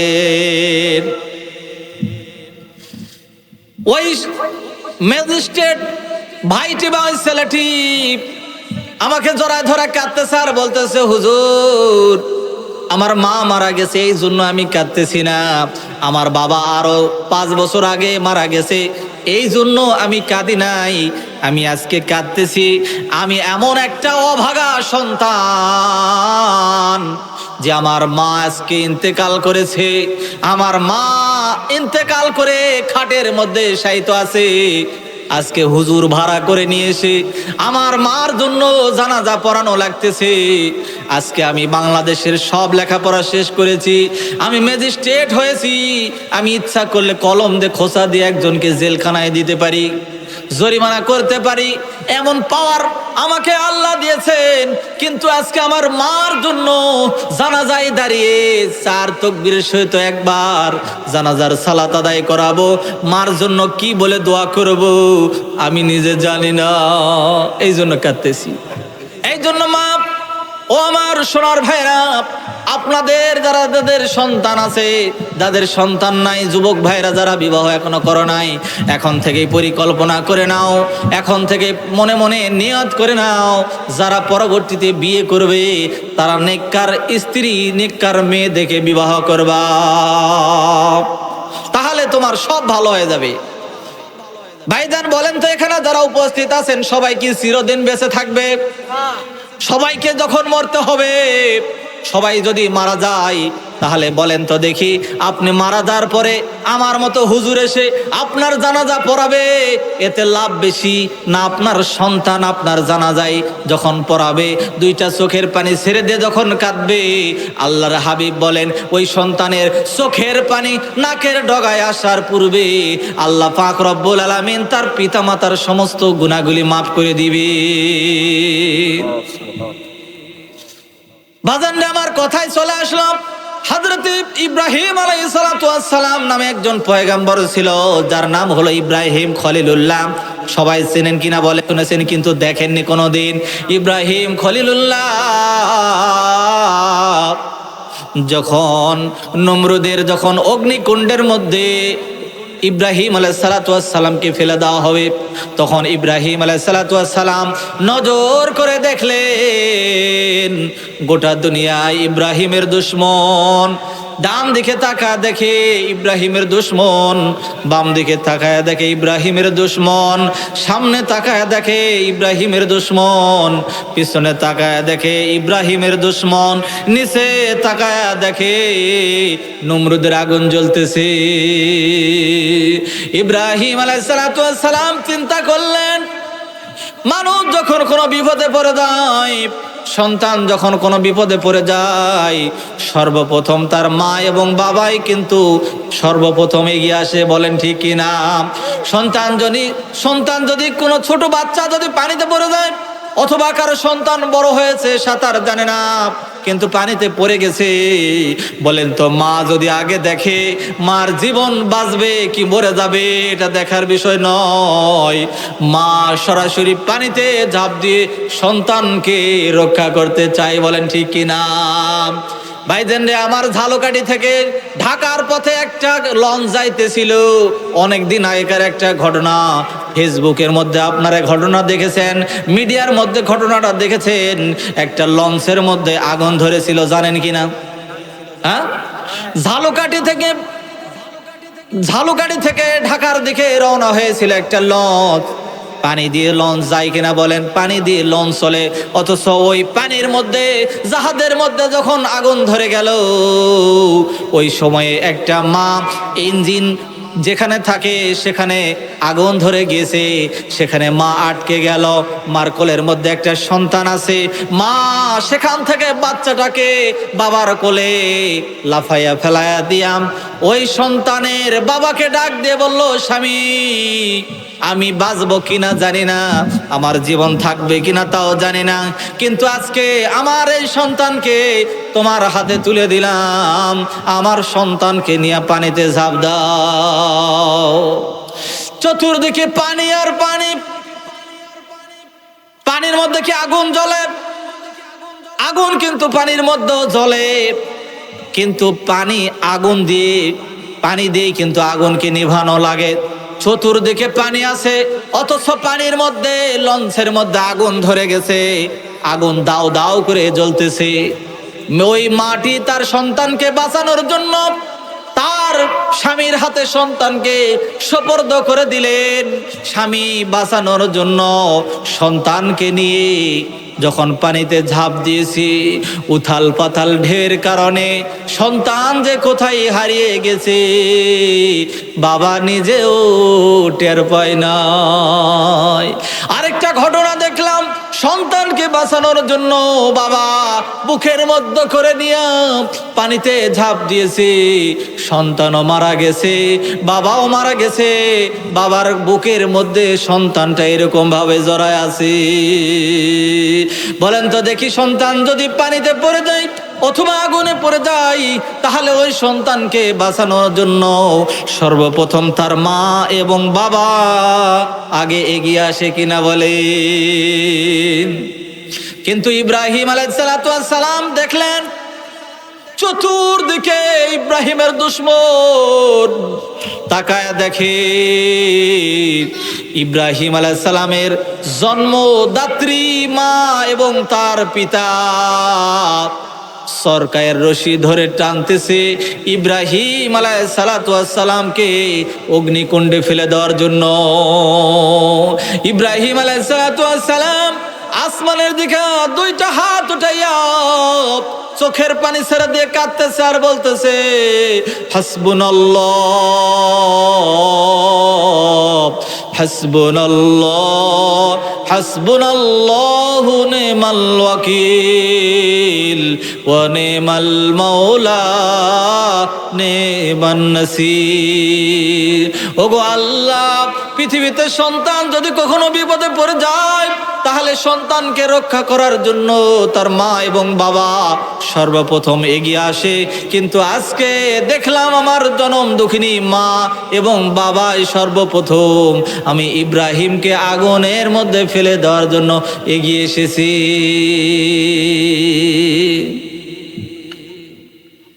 আবু জাহেল ডাক দিয়ে বলল, মুহাম্মদ, কোরআন পড়া যাবে না, কোরআন পড়া যাবে না, একটা সূরা পড়েছো আর পড়তে দেব না। বিশ্বনবী ডাক দিয়ে বললেন, চাচা, কোরআন পড়ার নির্দেশ দিয়েছেন আমার আল্লাহ, সুতরাং কোরআন না পড়ে আপনার বাড়ি থেকে আমি যেতে পারবো না। আবু জাহেল ডাক দিয়ে বলতেছেন, মুহাম্মদ, একটা কোরআন পড়ে একটা সূরা পড়েছো, এখন বাড়ি থেকে বিদায় হয়ে যাও।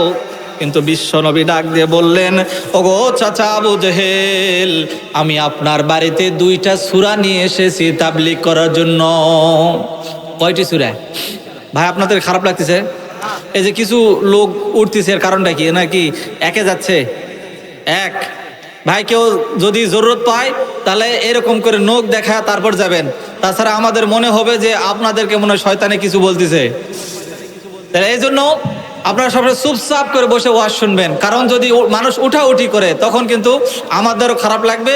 আরেকজন দেখা দেখে আরেকজনকে বলবে, এই ও যাচ্ছে, তুই যা। কি শয়তান বলবে না? বলবে কি না? আমার ভাইজান, ওয়ারিসুর রহমান ফারুকী আপনাদের সামনে একটা আয়াত বলেছিল। আল্লাহ তাআলা বলেন, ইয়া আইয়ুহাল্লাযীনা আমানু উদখুলু ফিস-সিলমি কাফা ওয়ালা তাত্তাবিউ খুতুওয়াতিশ শাইতান ইন্নাহু লাকুম আদুব্বুম মুবিন। ইহুদিরা কয়েকজন মুসলমান হয়েছিল, ইহুদিরা কয়েকজন মুসলমান হয়েছে, নব্য মুসলিম হয়েছে। বিশ্বনবীর কাছে এসে বললেন, ইয়া রাসূলুল্লাহ, আপনার কাছে আমাদের একটা আরজি আছে, আবেদন আছে। আমরা কেবলমাত্র মুসলমান হলাম, কেবলমাত্র ইহুদি থেকে মুসলিম হয়েছি। ওগো নবীজি, আমরা বহুদিন পর্যন্ত ইহুদি ধর্ম পালন করেছিলাম, যার কারণে ইহুদি ধর্মের প্রতি আমাদের আলাদা একটা টান আছে।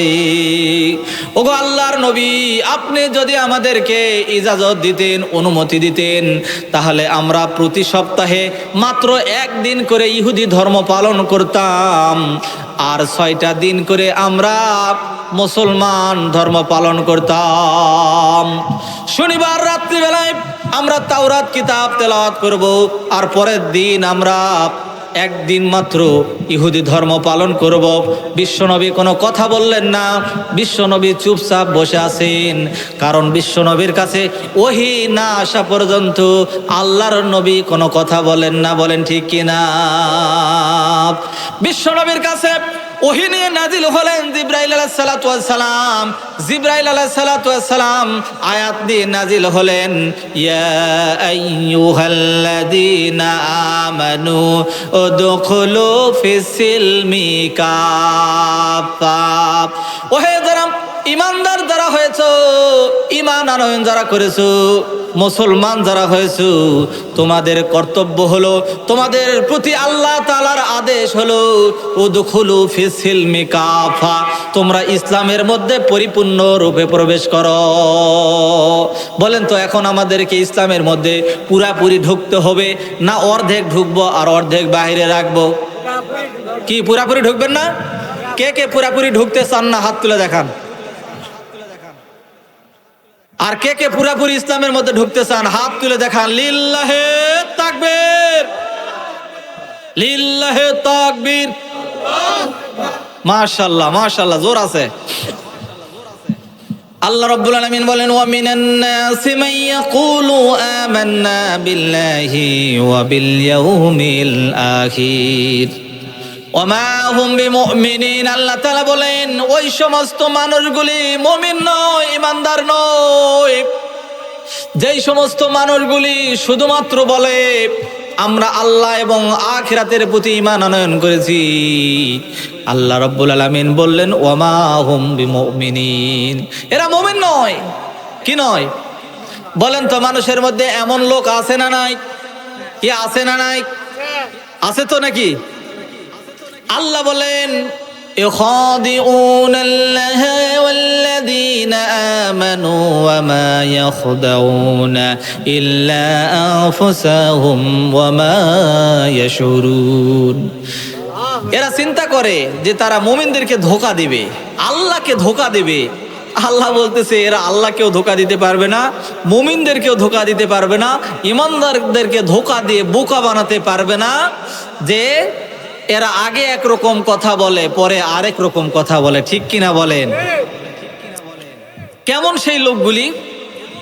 আমি কারো নাম ধরবো না ভাই, কোরআন থেকে বলবো। রাজি আছেন তো? যদি কারো গায়ের উপর দিয়ে যায় কোনো অসুবিধা আছে? আল্লাহ রাব্বুল আলামিন কোন কোন মানুষগুলির কথা বললেন? যেই মানুষগুলি আল্লাহ এবং আখিরাতের প্রতি ঈমান আনয়ন করে, বিশ্বাস স্থাপন করে, কিন্তু তারপরও তারা মুমিন নয়, ঈমানদার নয়। আল্লাহ তাআলা ডাক দিয়ে বললেন যে সমস্ত মানুষগুলি চিন্তা ভাবনা করে মানুষগুলিকে ধোঁকা দেব, ধোঁকা দিয়ে বোকা বানাবো, আল্লাহকে ধোঁকা দেব, ঈমানদারদেরকে ধোঁকা দিয়ে বোকা বানাবো, এই জন্য তারা আগে বলে ইসলাম বিশ্বাস করি না, কোরআন মানি না, কোরআন আমাদের সংবিধানে নাই, কোরআন আমাদের ইস্তিহারে নাই, কিন্তু পরে এসে বলবে কোরআন ছাড়া রাষ্ট্র চালাবো না। কথা বলেন ঠিক কিনা? আল্লাহ বললেন ওমা হুম বিমুমিনিন, এরা মুমিন নয়, এরা ঈমানদার নয়। ইখাদিউনাল্লাহা ওয়াল্লাযীনা আমানু ওয়া মা ইয়াখদাউনা ইল্লা আনফুসাহুম ওয়া মা ইয়াশউরুন। এরা চিন্তা করে তারা আল্লাহকে ধোঁকা দিবে, মুমিনদেরকে ধোঁকা দিবে, ধোঁকা দিয়ে বোকা বানিয়ে একটা করে কাঠ ধরিয়ে দিয়ে, অর্থাৎ মূলার একটা করে কাঠ ধরিয়ে দিয়ে সারা জীবন আপনাকে বলবে মূলার মধ্যে আছে ঘি, সারা জীবন শোষেন। এরকম একটা মূলা ধরিয়ে দিবে, মূলা ধরিয়ে দিয়ে বলবে আমরাই তো ইসলামের দল, আমরা তো ইসলাম দুনিয়াতে কায়েম করতে চাই। কিন্তু আল্লাহ তাআলা বললেন ওয়াইদা কিলা লাহুম লা তুফসিদু ফিল আরদি ক্বালু ইন্নামা নাহনু মুসলিহুন। ওয়াইদা কিলা লাহুম লা তুফসিদু ফিল আরদ, যখন তাদেরকে বলা হলো তোমরা দুনিয়ার জমিনে ফিতনা ফাসাদ সৃষ্টি করো না, গন্ডগোল করো না, বিশৃঙ্খলা তৈরি করো না, তখন তারা বলতেছে আল্লাহ আপনি কি বলতেছেন, আমরাই তো দুনিয়াতে শান্তি প্রতিষ্ঠাকারী, আমরাই তো দুনিয়াতে শান্তি প্রতিষ্ঠা করতেছি, আমরাই তো দুনিয়াতে ইসলাম প্রতিষ্ঠা করতে চাচ্ছি। আমরা যদিও আগে বলেছি শরিয়া বিশ্বাস করি না, কিন্তু এখন তো বলতেছি আমরা কোরআন ছাড়া দেশ চালাবো না। ভাইজান, আল্লাহ রাব্বুল আলামিন বললেন এরা হলো দ্বিমুখী চরিত্রের লোক। সুবিধা যখন পায় তখন এক কথা বলে, সুবিধা যখন ছেড়ে যায় তখন আরেক কথা বলে। এদের আবার আরেকজন আরো কিছু লোক আছে দুনিয়ার জমিনে, যেমন লোকগুলি ক্ষমতায় না আসার আগে তারা বলে যে আমরা এখন মানুষের পা ধরতেছি, এখন আমরা তাদেরকে সালাম দিচ্ছি, কিন্তু আমরা যখন ক্ষমতায় যাব তখন বাকি 5টা বছর পর্যন্ত ওরা আমাদের পাশে ঘুরবে, সালাম দিবি। ওয়াইযা লাকুল্লাযীনা আমানু ক্বালু আমান্না, যখন তারা মুমিন ব্যক্তিগুলির সংস্পর্শে আসে তখন তারা মাথায় টুপি দেয়। কি দেয় বলেন ঠিক কিনা ভাই? বানায় বলতেছি। ওয়াইযা লাকুল্লাযীনা আমানু, যখন তারা এরকম মুমিন ব্যক্তিগুলির সংস্পর্শে আসে, হুজুরদের কাছে আসে, তখন যায় হুজুরদের কাছে বলে হুজুর একটু আতর মাখায়া দেন, একটু দোয়া করে দেন। এবার কিছু কিছু হুজুররা আবার বরকতি তাবিজ দিচ্ছে। এই বরকতি তাবিজ যদি আপনার ডয়ারের মধ্যে রাখতে পারেন ব্যবসায় বরকত হবে। আমার দাদা যান বিক্রি করেছে, আমিও আজকে বিক্রি করতেছি, বলেন ঠিক কিনা? এরকম কিছু হুজুরদের কাছে গিয়ে বলতেছে হুজুর একটু সহবত দেন, আপনাদের সঙ্গেই তো আমরা আছি, আমরা তো আপনাদেরই লোক, বলে কিনা বলেন? ওয়াইদা খলাউ ইলা শায়াতিনহিম ক্বালু ইন্না মাআকুম ইন্নামা নাহনু মুস্তাহজিউন, যখন তারা শয়তান প্রকৃতির খারাপ প্রকৃতির লোকগুলির সংস্পর্শে যায় তখন তারা বলে যে না না না, আমরা তো ওদের লোক নই, আমরা তো আসলে মুমিনদেরকে ইমানদারদেরকে ধোঁকা দিয়ে বোকা বানানোর জন্যই বলে আসলাম যে আমরা কোরআন ছাড়া রাষ্ট্র চাই না। কথা বলেন ঠিক কিনা? বিশ্বনবী বললেন ও চাচা 2টা সূরা নিয়ে এসেছি, একটা সূরা তেলাওয়াত করেছি, আরেকটা সূরা না পড়া পর্যন্ত যাব না। আবু জেহেল বলতেছে হুজুরদের এই বড় দোষ, সুযোগ পাইলেই খালি ওয়াজ করে। কি করে? আবু জেহেল বলতেছে মুহাম্মদ জোর করে একটা সূরা পড়েছো আর সূরা তেলাওয়াত করতে দিব না, ঘাড়ে ধাক্কা দিয়ে বাড়ি থেকে বের করে দিব। বিশ্বনবী ডাক দিয়ে বললেন চাচা একটু আগেই তো আপনি চেষ্টা করলেন, ব্যর্থ হয়েছেন। এবার আবু জেহেল বলতেছে ভাতিজা বুঝতে পেরেছি, এখন যেহেতু উপায় নাই, ঠিক আছে উপায় নাই, কায়দায় তুমি আরেকটা সূরা পড়ো। কিন্তু বাবা ভাতিজা মুহাম্মদ তোমার কাছে অনুরোধ, তোমার কাছে আবেদন, তোমার কাছে নিবেদন, ও ভাতিজা মুহাম্মদ এটা হলো জাতীয় নেতার বাড়ি বাবা, এই নেতার বাড়িতে দাঁড়িয়ে জোরে জোরে উচ্চ কণ্ঠে কোরআন তেলাওয়াত করা যাবে না। কারণ বাবা আমি মাত্র কয়েকদিন হলো এই মক্কা নগরীতে আইন পাশ করেছি যে এই কোরআনুল কারীমের আলোচনা করা যাবে না, কোরআনুল কারীমের তেলাওয়াত শোনা যাবে না, এমনকি কোরআনুল কারীমের দাওয়াতও মক্কা নগরীতে চলবে না। সেই কথা আল্লাহ কোরআনুল কারীমের মধ্যে বলে দিয়েছেন ওয়াকালাল্লাযীনা কাফারু লা তাসমাউ লিহাযাল কুরআনি ওয়ালগাউ ফিহি লাআল্লাকুম তাগলিবুন। কাফেররা বলে তোমরা যেন কখনো কোরআন শোনো না, কোরআন তেলাওয়াত শুনবে না, কোরআন তেলাওয়াত করবে না, কোরআনের তাফসীর মাহফিলে যাবে না, কোরআন যারা পড়ায় তাদের কাছেও যাবে না, বরং যেখানে কোরআনের আলোচনা হবে, কোরআনের তাফসীর হবে, সেখানে তোমরা হট্টগোল বাজায়া দেওয়া। আবু জেহেল বলতেছে মুহাম্মদ আস্তে কোরআন পড়ো। বিশ্বনবী বলতেছেন চাচা কোরআন আস্তে পড়ার জিনিস নয়, কোরআন পড়তে হয় জোরে জোরে। আল্লাহ তাআলা নির্দেশ দিয়েছেন কোরআন পড়তে হবে জোরে জোরে। কোরআন পড়তে হবে কিভাবে? কোরআন পড়তে হবে জোরে জোরে। বিশ্বনবীর একজন সাহাবী ছিল, যেই সাহাবীটি উচ্চ কণ্ঠে উচ্চ আওয়াজে কোরআন তেলাওয়াত করত, বিশ্ব নবীর কাছে সাহাবীরা আসলেন, এসে বললেন, ইয়া রাসূলুল্লাহ, ইয়া হাবিবাল্লাহ, ওগো আল্লাহর নবী, আপনার এই সাহাবীর কারণে আমরা মসজিদের মধ্যে ভালো মতো সালাত আদায় করতে পারি না, সূরা কেরাত পড়তে পারি না, কোরআন তেলাওয়াত করতে পারি না, তাসবিহ তাহলিল করতে পারি না, জিকির আজকার করতে পারি না, কোনো কাজ আমাদের ভালো হয় না। ওগো আল্লাহর নবী, এই সাহাবীকে আপনি একটু আদেশ করুন, এই সাহাবী যেন কোরআনটা আস্তে আস্তে পড়ে। বিশ্বনবী ডাক দিয়ে বললেন, সাহাবীরা শোনো, ও আমার সাহাবীরা শোনো, এই আমার সাহাবী ইসলাম কবুল করার কারণে এত অত্যাচার সহ্য করেছে, এত নির্যাতন করা হয়েছে আমার সাহাবীকে। এই সাহাবীকে অত্যাচার নির্যাতন করার কারণে, জালেমরা এর উপরে অত্যাচার চালানোর কারণে আমার এই সাহাবীকে এক সময় জ্বলন্ত কয়লার উপরে তারা রেখে দিয়েছিল, যার কারণে ওই জ্বলন্ত কয়লাগুলি তার পিঠের বস্তুগুলি পুড়ে হাড্ডির সঙ্গে লেগে হাড্ডিগুলি কালো দাগ হয়ে গেছে। সুতরাং তোমরা ওই সাহাবীর সম্পর্কে আমার কাছে কোনো নালিশ করো না, নালিশ করো না। আমার এই সাহাবী ইসলাম কবুল করেছে, ইসলাম কবুল করতে বড় কষ্ট করেছে, এই জন্য আজকে সে উচ্চ কণ্ঠে উচ্চ আওয়াজে কোরআন তেলাওয়াত করবে, তোমরা কেউ তাকে বাধা দিবা না।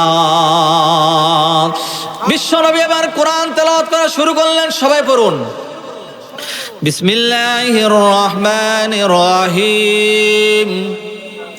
تبت يدا أبي لهب وتب ما أغنى عنه ماله وما كسب سيصلى نارا ذات لهب وامرأته حمالة الحطب في ذيدها حبل من مسد। আবু জেহেল এটা শুনে খুব রাগ, চরম রাগ। আবু জেহেল দৌড় দিয়ে আবু লাহাবের বাড়িতে দৌড়, রাত্রিবেলায়। শুনতে পাচ্ছেন আপনারা? আবু লাহাবের বাড়িতে গিয়ে এবার দরজায় জোরে জোরে, নেতা বাড়িতে আছেন। আবু জেহেলের আবার শ্বশুরের নাম হলো আবু লাহাব, বড় নেতা। নেতার বাড়িতে গিয়ে দরজায় নক করতেছেন, ও বড় নেতা, আমার আব্বাজান শ্বশুর, দরজা খুলে দেন, দরজা খুলে দেন, বিশাল বড় গরম একটা খবর আছে। ভাইজান খেয়াল করে দেখবেন, বাংলার জমিনে এমন কিছু লোক ছিল, হুজুররা যদি একটু কথা বলতো তাহলে সঙ্গে সঙ্গে থানায় দিত কিনা বলেন। আমাদের ওইখানে একটা মাহফিল হলো, রোস্তম আলী ছন্দবাদী এসেছিল, রংপুরের, চিনেন কিনা? রোস্তম আলী ছন্দবাদী এসে হুজুর তেলাওয়াত করলো, আর রিজালু কাওয়ামুনা আলান নিসা। বলেন তো কোরআনে আছে না নাই? পুরুষরা কর্তৃত্ব করবে নারীদের উপরে, নারীরা রাষ্ট্র চালাতে পারবে না, প্রধান হতে পারবে না। যেমনি এই কথা বলেছে তেমনি লাগাইছে পুলিশ, ধরো, জেলে ঢুকাও, ফাঁসির ব্যবস্থা করো, না হলে আজকে রাতের মধ্যে ক্রস ফায়ারে হুজুরকে বিদায় করে দাও। বলেন তো এরকম ধমকি হামকি দিয়েছে কিনা? দিয়েছিল কিনা? আবু জেহেল এরকম হুমকি দিল, মুহাম্মদ তুমি যদি কোরআন পড়ো তাহলে তোমাকে দুনিয়া থেকে বিদায় করে দেব, ঘর ধাক্কা দিয়ে বাড়ি থেকে বের করে দেব। এবার আবু লাহাবের বাড়িতে গিয়ে আবু জেহেল ডাকতেছে, আব্বাজান আজকে মোহাম্মদ এসেছিল, আমার বাড়িতে একটা গরম খবর দিয়ে গেল। বলে কি খবর দিয়েছে বাবা? বলে আব্দুল্লাহর বেটা মোহাম্মদ গরম খবর দিল, আপনি নাকি ধ্বংস হয়ে যাবেন। কি হয়ে যাবেন? تبت يدا أبي لهب وتب ما أغنى عنه ماله وما كسب। ওগো আব্বাজান আপনি নাকি ধ্বংস হয়ে যাবেন, মারা যাবেন, আপনার হাত পা সবগুলি প্যারালাইসিস হয়ে আপনি ধ্বংস হয়ে যাবেন। এমনকি অবৈধ পথে যেই অর্থগুলি ইনকাম করেছেন, যেই টাকাগুলি ইনকাম করে আন্ডারগ্রাউন্ডের মধ্যে রেখে দিয়েছেন, এমনকি 800 ভরি স্বর্ণ লকারের মধ্যে রেখে দিয়েছেন, এই স্বর্ণগুলি আমার শাশুড়ির পরিধানে চলবে না, আমার শাশুড়ি পরতে পারবে না, কারণ আমার শাশুড়ি এই দেশে থাকবেই না। আমার শাশুড়ি যে কোন দেশে যাবে তার কোনো হিসাব নাই, কারণ আব্দুল্লাহর বেটা মুহাম্মদ খবর দিয়েছে আমার শাশুড়ি আপনার সুন্দরী স্ত্রী জামিলা থাকবে, জামিলা থাকবে না। এবার আবু লাহাব কাঁদতেছে, আবু জেহেল কাঁদতেছে, এর কথা কান্নাকাটি শুনে তার শাশুড়ি আম্মা আবু লাহাবের স্ত্রী জামিলা সেও কান্নাকাটি করতেছে। কান্নাকাটির একটা রোল পড়ে গেল বাড়িতে, সবাই কাঁদতেছে। আবু জেহেল ডাক দিয়ে বলল, ও আব্বাজান আপনি কেন কাঁদতেছেন? এবার আবু লাহাব ডাক দিয়ে বলতেছেন, বাবারে আবু জেহেল তুমি তো জানো না, তুমি তো জানো না আমি আমার জীবনের চাইতে বেশি ভালোবাসি মুহাম্মদকে। কারণ আমি যদিও আব্দুল্লাহর বেটা মুহাম্মদকে নবী বলে মানি না, স্বীকার করি না, আমরা তার ধর্ম মানি না, তার আদর্শ মানি না, কিন্তু আব্দুল্লাহর বেটা মুহাম্মদ জীবনে কোনোদিন মিথ্যা কথা বলতে পারে না। আব্দুল্লাহর বেটা মুহাম্মদ বলেছে, আমরা যদিও তাকে বিশ্বাস করি না, কিন্তু আমরা জানি যে আব্দুল্লাহর বেটা মুহাম্মদ হলো একমাত্র আল্লাহর খাঁটি নবী। এই জন্য তো হুজুরদেরকে দেখেই ভয়। যখনই দেখেছে টুপিওয়ালা, যখনই দেখেছে মুফাসসির, যখনই দেখেছে আলেম ওলামা, তখনই বলেছে ধর ধর হুজুর ধর, একটা একটা হুজুর ধর, ধরে ধরে জেলে ভর। কথা বলেন ঠিক কিনা? একটা দুইটা হুজুর ধর, ধরে ধরে জেলে ভর, বলতো কিনা বলেন? বলতো কিনা? একটা দুইটা হুজুর ধর, হুজুর দিয়ে নাস্তা কর, বলতো কিনা? হুজুর দিয়ে যারা নাস্তা করতে চাইছিল, হুজুররাই আজ পর্যন্ত আছে, কিন্তু যারা নাস্তা করতে চেয়েছিল আল্লাহ তাদেরকেই বিদায় করে দিয়েছে। কথা বলেন ঠিক কিনা? এমনকি একজন বলেছিল মক্কাতে হজ করতে মানুষ যায়, মক্কাতে নাকি হজ করার জন্য নাকি ব্যবসা খুলেছে, বলে নাউজুবিল্লাহ। এমন কথা বলার কারণে মন্ত্রিত্ব গিরিত গেল গেল, লাস্টে মুরগি হয়ে গেল। কথা বলেন ঠিক কিনা? টাকলা মুরাদ বলেছিল সংসদে বিসমিল্লাহ চলবে না, বিসমিল্লাহ আজও চলে, বিসমিল্লাহ সারা জীবন চলবে, কিন্তু টাকলা মুরাদ চলে না। কথা বলেন ঠিক কিনা? যারাই বলবে কোরআন চলবে না, যারাই বলবে হাদিস চলবে না, যারাই বলবে আলেম ওলামা চলবে না, তারাই অচল হয়ে যাবে, কিন্তু কোরআন সারা জীবন চলবে কিনা বলেন? আল্লাহ বলেন ইন্না নাহনু নাযালনা যিকরা ওয়া ইন্না লাহু লাহাফিজুন।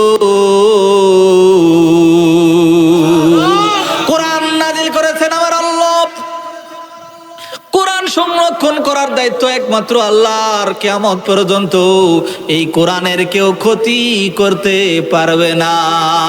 আর যারা কোরআনের প্রচারক হবে, কোরআনের ধারক বাহক যারা হবে, কোরআনের প্রচার যারা করবে, কোরআনের তাবলীগ যারা করবে, তাদেরকে আল্লাহ পাক রব্বুল আলামিন এমন ভাবে সাহায্য করবেন যে আল্লাহ তাআলা নিজেই যথেষ্ট হয়ে যাবে। ওয়া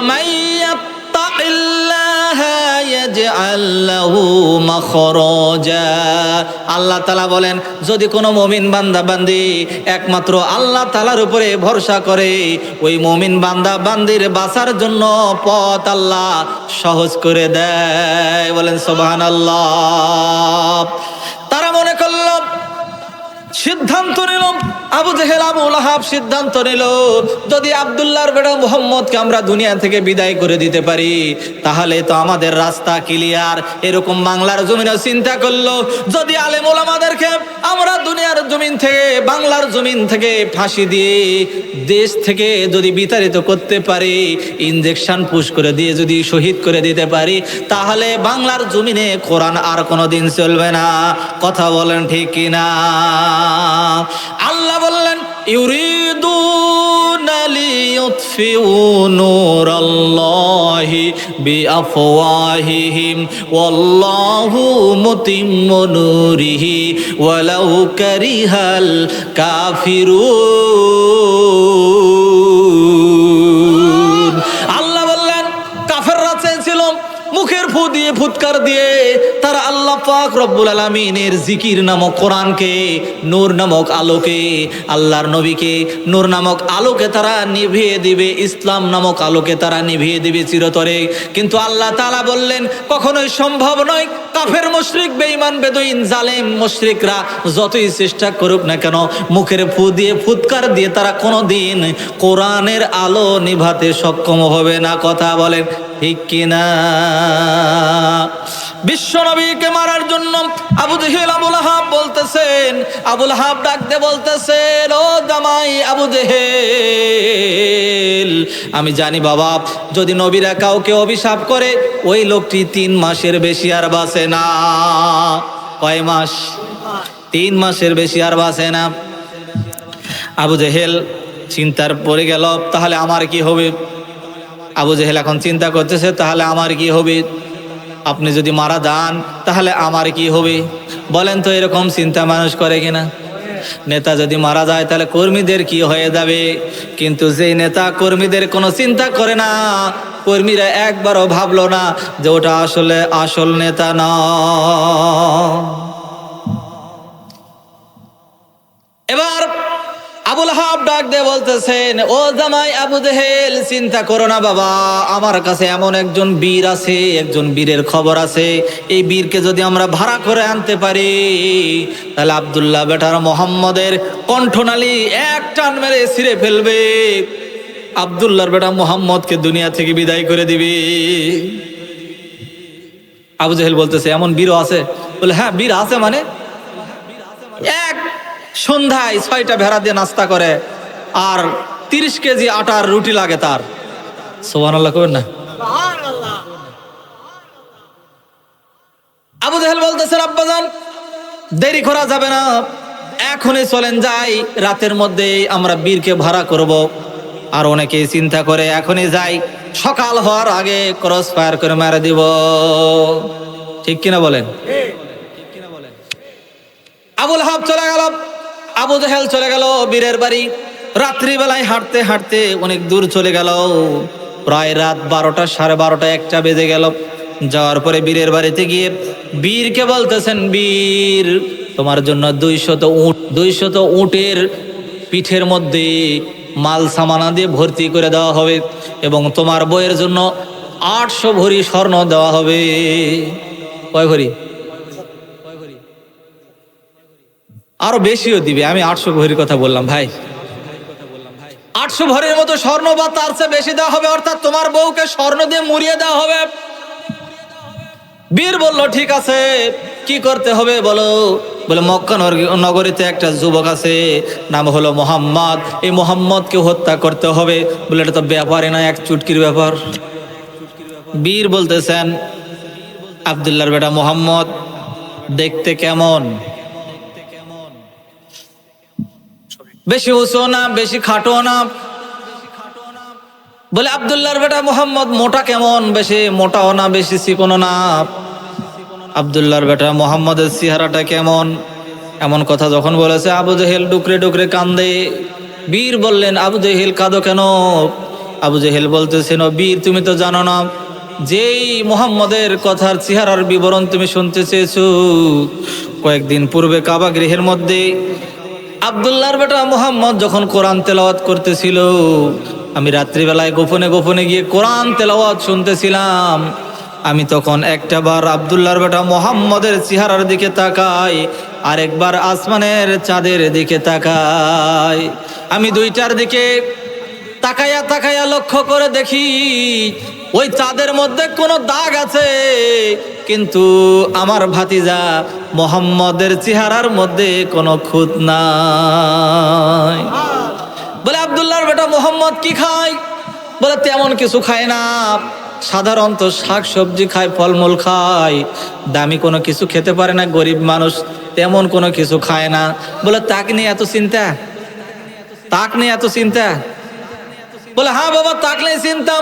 আবু জেহেল বলতেছেন, বীর তুমি তো জানো না 54 বার পর্যন্ত মারার জন্য আমি আবু জেহেল নিজে চেষ্টা করেছি, একবারও পারিনি, একবারও পারিনি, সববার ব্যর্থ। বীর বলল, তাহলে তো সাংঘাতিক ব্যাপার, কোনো চিন্তা নাই, যত বড়ই বীর হোক না কেন আমি ওরে হুলকুমটা টেনে ধরে ছিঁড়ে ফিরে দুনিয়া থেকে বিদায় করে দেব। বীর বলল আবুল আহাব, আবু জেহেল দুজনে আপনারা একটু পাশের রুমে ঘুমান। বীর এবার তার স্ত্রীর সঙ্গে গিয়ে ঘুমালো। পাশের রুমে আবু জেহেল আবুল আহাব ঘুমাচ্ছে।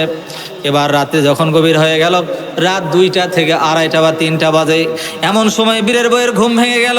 বীরের বউ ঘুম থেকে জাগ্রত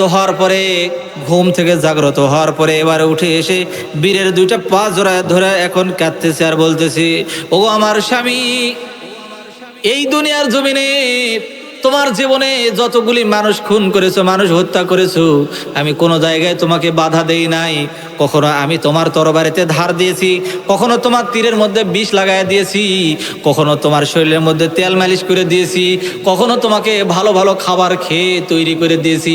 কিন্তু আজকে আমি রাত্রিবেলায় স্বপ্নে দেখলাম আবু জেহেল আবুল আহাব তোমাকে যেই যুবককে হত্যা করার জন্য ভাড়া করেছে, আবু জেহেল আবুল আহাব ডাহা একটা মিথ্যা কথা বলেছে। কারণ আমি স্বপ্নে দেখলাম আব্দুল্লাহর বেটা মোহাম্মদ তেমন কোনো সাধারণ যুবক নয়, সে হলো এমন একটা যুবক যার পাপ মক্কার কাবা গৃহের উপরে আছে, গোটা জমিনটা পর্যন্ত ছড়িয়ে আছে তাহাতা ছাড়া অর্থাৎ গোটা জমিন পর্যন্ত ছড়িয়ে আছে। আর আমি তার মাথা দেখলাম আরশে মল্লার উপর পর্যন্ত আছে। আমি দেখতে পাইলাম যে এত বড় যুবক, আর ওই যুবকের পাশে একটা যুবক দাঁড়িয়েছিল, কালো কুসকুসে একটা যুবক।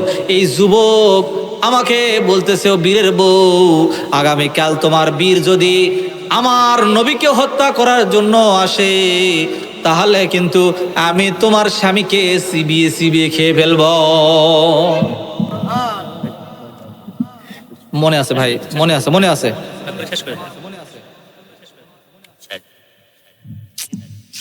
ভাই আপনাদের আর 10 মিনিট বেশি গেলে সমস্যা আছে, একটু ধৈর্য ধরেন, ইনশাআল্লাহ। কতক্ষণ চলবে ওয়াজ, কতক্ষণ চলবে দেখা যাক, ইনশাআল্লাহ। আছেন তো নাকি? না আমাকে রেখে আপনারা চলে যাবেন?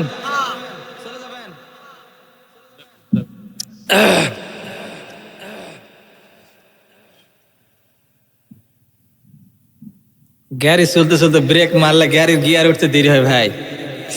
আমি তো মাথায় আছে, সমস্যা নাই, টেনশন নাই, ইনশাআল্লাহ। বীরের বউ ডাক দিয়ে বলতেছেন, ও বীর, এতদিন নিষেধ করি নাই, কিন্তু আজকে নিষেধ করতেছি, কারণ আমি দেখলাম আব্দুল্লাহর বেটা মোহাম্মদের পাশে একজন যুবক দাঁড়িয়ে আছে। এই যুবকটি দেখতে কালো কুসকুসে একজন যুবক, কিন্তু এই যুবক বলল সে নাকি তোমাকে চিবিয়ে খেয়ে ফেলবে। বীর ডাক দিয়ে বলতেছে, বউ কি বললাম, চলো তো দেখি। আবুল আহাব আবু জেহেলের কাছে যায়, বইয়ের হাত ধরে টেনে নিয়ে চলে গেল পার্শ্বের রুমে গিয়ে। এবার আবুল আহাব আবু জেহেলকে ধাক্কা দিয়ে বলতেছে, এই আবু জেহেল, এই আবুল আহাব, ঘুম থেকে উঠলাম। বলেন তো, কোনো ব্যক্তি যদি রাত 12:30 বা 1টার দিকে ঘুমায়, আর তাকে যদি রাত 1:30টার দিকে ঘুম থেকে তোলা হয় বা 2টার দিকে ঘুম থেকে তোলা হয়, বলেন তো আবল তাবল বলবে কিনা বলেন। এবার আবু জেহেল আবুল আহাব চোখ ঘুষতেছেন। বীর বলতেছেন, আবু জেহেল আবুল আহাব, আব্দুল্লাহর বেটা মোহাম্মদ সম্পর্কে যে তথ্য দিয়েছো পুরাটা একটা ভুল তথ্য। কারণ আমার বউ আজকে রাত্রিবেলায় স্বপ্নে দেখেছে আব্দুল্লাহর বেটা মোহাম্মদ নাকি তাহাতা সারা জমিন পর্যন্ত তার পা ছড়িয়ে আছে, এবং আল্লাহর আরশে মল্লা পর্যন্ত তার মাথাটা আছে, এবং তার পাশে একজন যুবক দাঁড়িয়ে আছে। এই যুবকের নাম হলো আলী। বলো তো দেখি, ওই আব্দুল্লাহর বেটা মোহাম্মদের সাথে আলীর সম্পর্কটা কি? ও বলল, আবুল আহাব ডাক দিয়ে বলতেছে, আপন চাচাতো ভাই হয়। বীরের মনের মধ্যে একটা মুস্কি দিয়ে গেল, মোচড় দিল। তিনি চিন্তা করতেছে, হাই রে, স্বপ্ন এবার কেমন জানি মিলতেছে। বীর ডাক দিয়ে বলল আরো কিছু বলতে হবে। এই আলীটা দেখতে কেমন? বলে আলী দেখতে কালো কুচকুচে একজন যুবক। বলে আলীর দাঁতের সাইজ কেমন? আবু জেহেল তখন চোখ ঘুষতেছে আর বলতেছে যখন যেমন লাগে তেমন হয়। চোখ ঘুষতেছে আর বলতেছে যখন যেমন লাগে। বীর বলতেছে আমার বউ বলল আলী যখন বলতেছিল তোমার আমার নবীকে হত্যা করতে গেলে তোমার স্বামীকে চিবিয়ে খাবো, তখন দাঁত একটু বের হয়ে এসেছিল। বীরের বউ ডাক দিয়ে বলতেছে তখন আমি অনুমান করলাম এক একটা দাঁত কমপক্ষে 2 হাত করে লম্বা হবে। আবুল আহাবকে বলতেছে আবুল আহাব, আমার বউ বলল আলীর দাঁত এক একটা নাকি 2 হাত করে লম্বা। আবু জেহেল চোখ ঘুষতেছে আর বলতেছে এত ছোট দেখলো কেন? এত ছোট দেখলো কেন? যাই হোক, বীর বলতেছে আমি আর হত্যা করতে যাব না। আবু জেহেল আবুল আহাব বীরের পা ধরে বলতেছেন বীর তুমি রাগ করো না, আলীকে সামলাবো আমরা আর মোহাম্মদকে সামলাবা তুমি। কি সামলা যাবে না? তুমি সামলাবা। ভাইজান সামলাতে যদি চান তাহলে আজকের মাহফিলের কিছু খরচা দেওয়া লাগবে, রাজি আছেন তো? কে কে দিতে পারবেন হাত তুলে দেখান। পারবেন না কে কে? এবার হাত তোলেন। পারবেন না তা তো হাত নাই, পারবেন তাতেও হাত নাই। দেখি ভাই 2 হাতটা একটু উপর দিকে তোলেন তো, টান টান করে, টান টান করে উপরে উঠান, উঠান। এ হাত তো জানে, মন তো জানে পকেটে টাকা আছে না নাই। কি জানে কিনা বলেন? জানে না? তাহলে বিসমিল্লাহ কয়ে পকেটের মধ্যে হাত দেন, যা উঠবে তাই দিবেন। রাজি আছেন তো? ভাই রুমাল পাঠায় দেন। আর যারা মোটা অঙ্কের দিতে চান 5,000, 10,000, 50,000, 1 লাখ রড সিমেন্ট বালি, এইদিকে আবার কুশার আবাদ বেশি, যদি কুশার দেন তাও নেবো, কোনো সমস্যা নাই। যদি আলু দেন, ধান দেন, পাট দেন, গম দেন, যা দিবেন টাকা। সোনাত হলো পাথরের আঘাত খাও, মোহব্বতে তার সুদিনের সাথী তুমি, দুর্দিনে তার পাশে থাকো কি, আর কিছু সুন্নাত আছে তুমি জানো কি, জানলেও জীবনে কখনো থামানো কি। সুন্নাত শুধু নয় নমনীয় আলাপন, সুন্নাত উহুদে বাতিলের প্রতিরোধ, মোহব্বতে তার খালিদ ওমর আলী, আবু বকরের মতো পাশে থাকো কি, আর কিছু সুন্নাত আছে তুমি জানো কি, জানলেও জীবনে কখনো থামানো কি। সুন্নাত শুধু নয় বেশ চড়াতে যাও, আর সুন্নাত হলো রাষ্ট্রনায়ক হও, মোহব্বতে তার খালিদ ওমর আলী, আবু বকরের মতো পাশে থাকো কি, আর কিছু সুন্নাত আছে তুমি জানো কি, জানলেও জীবনে কখনো থামানো কি। যেরকম মারহাবা।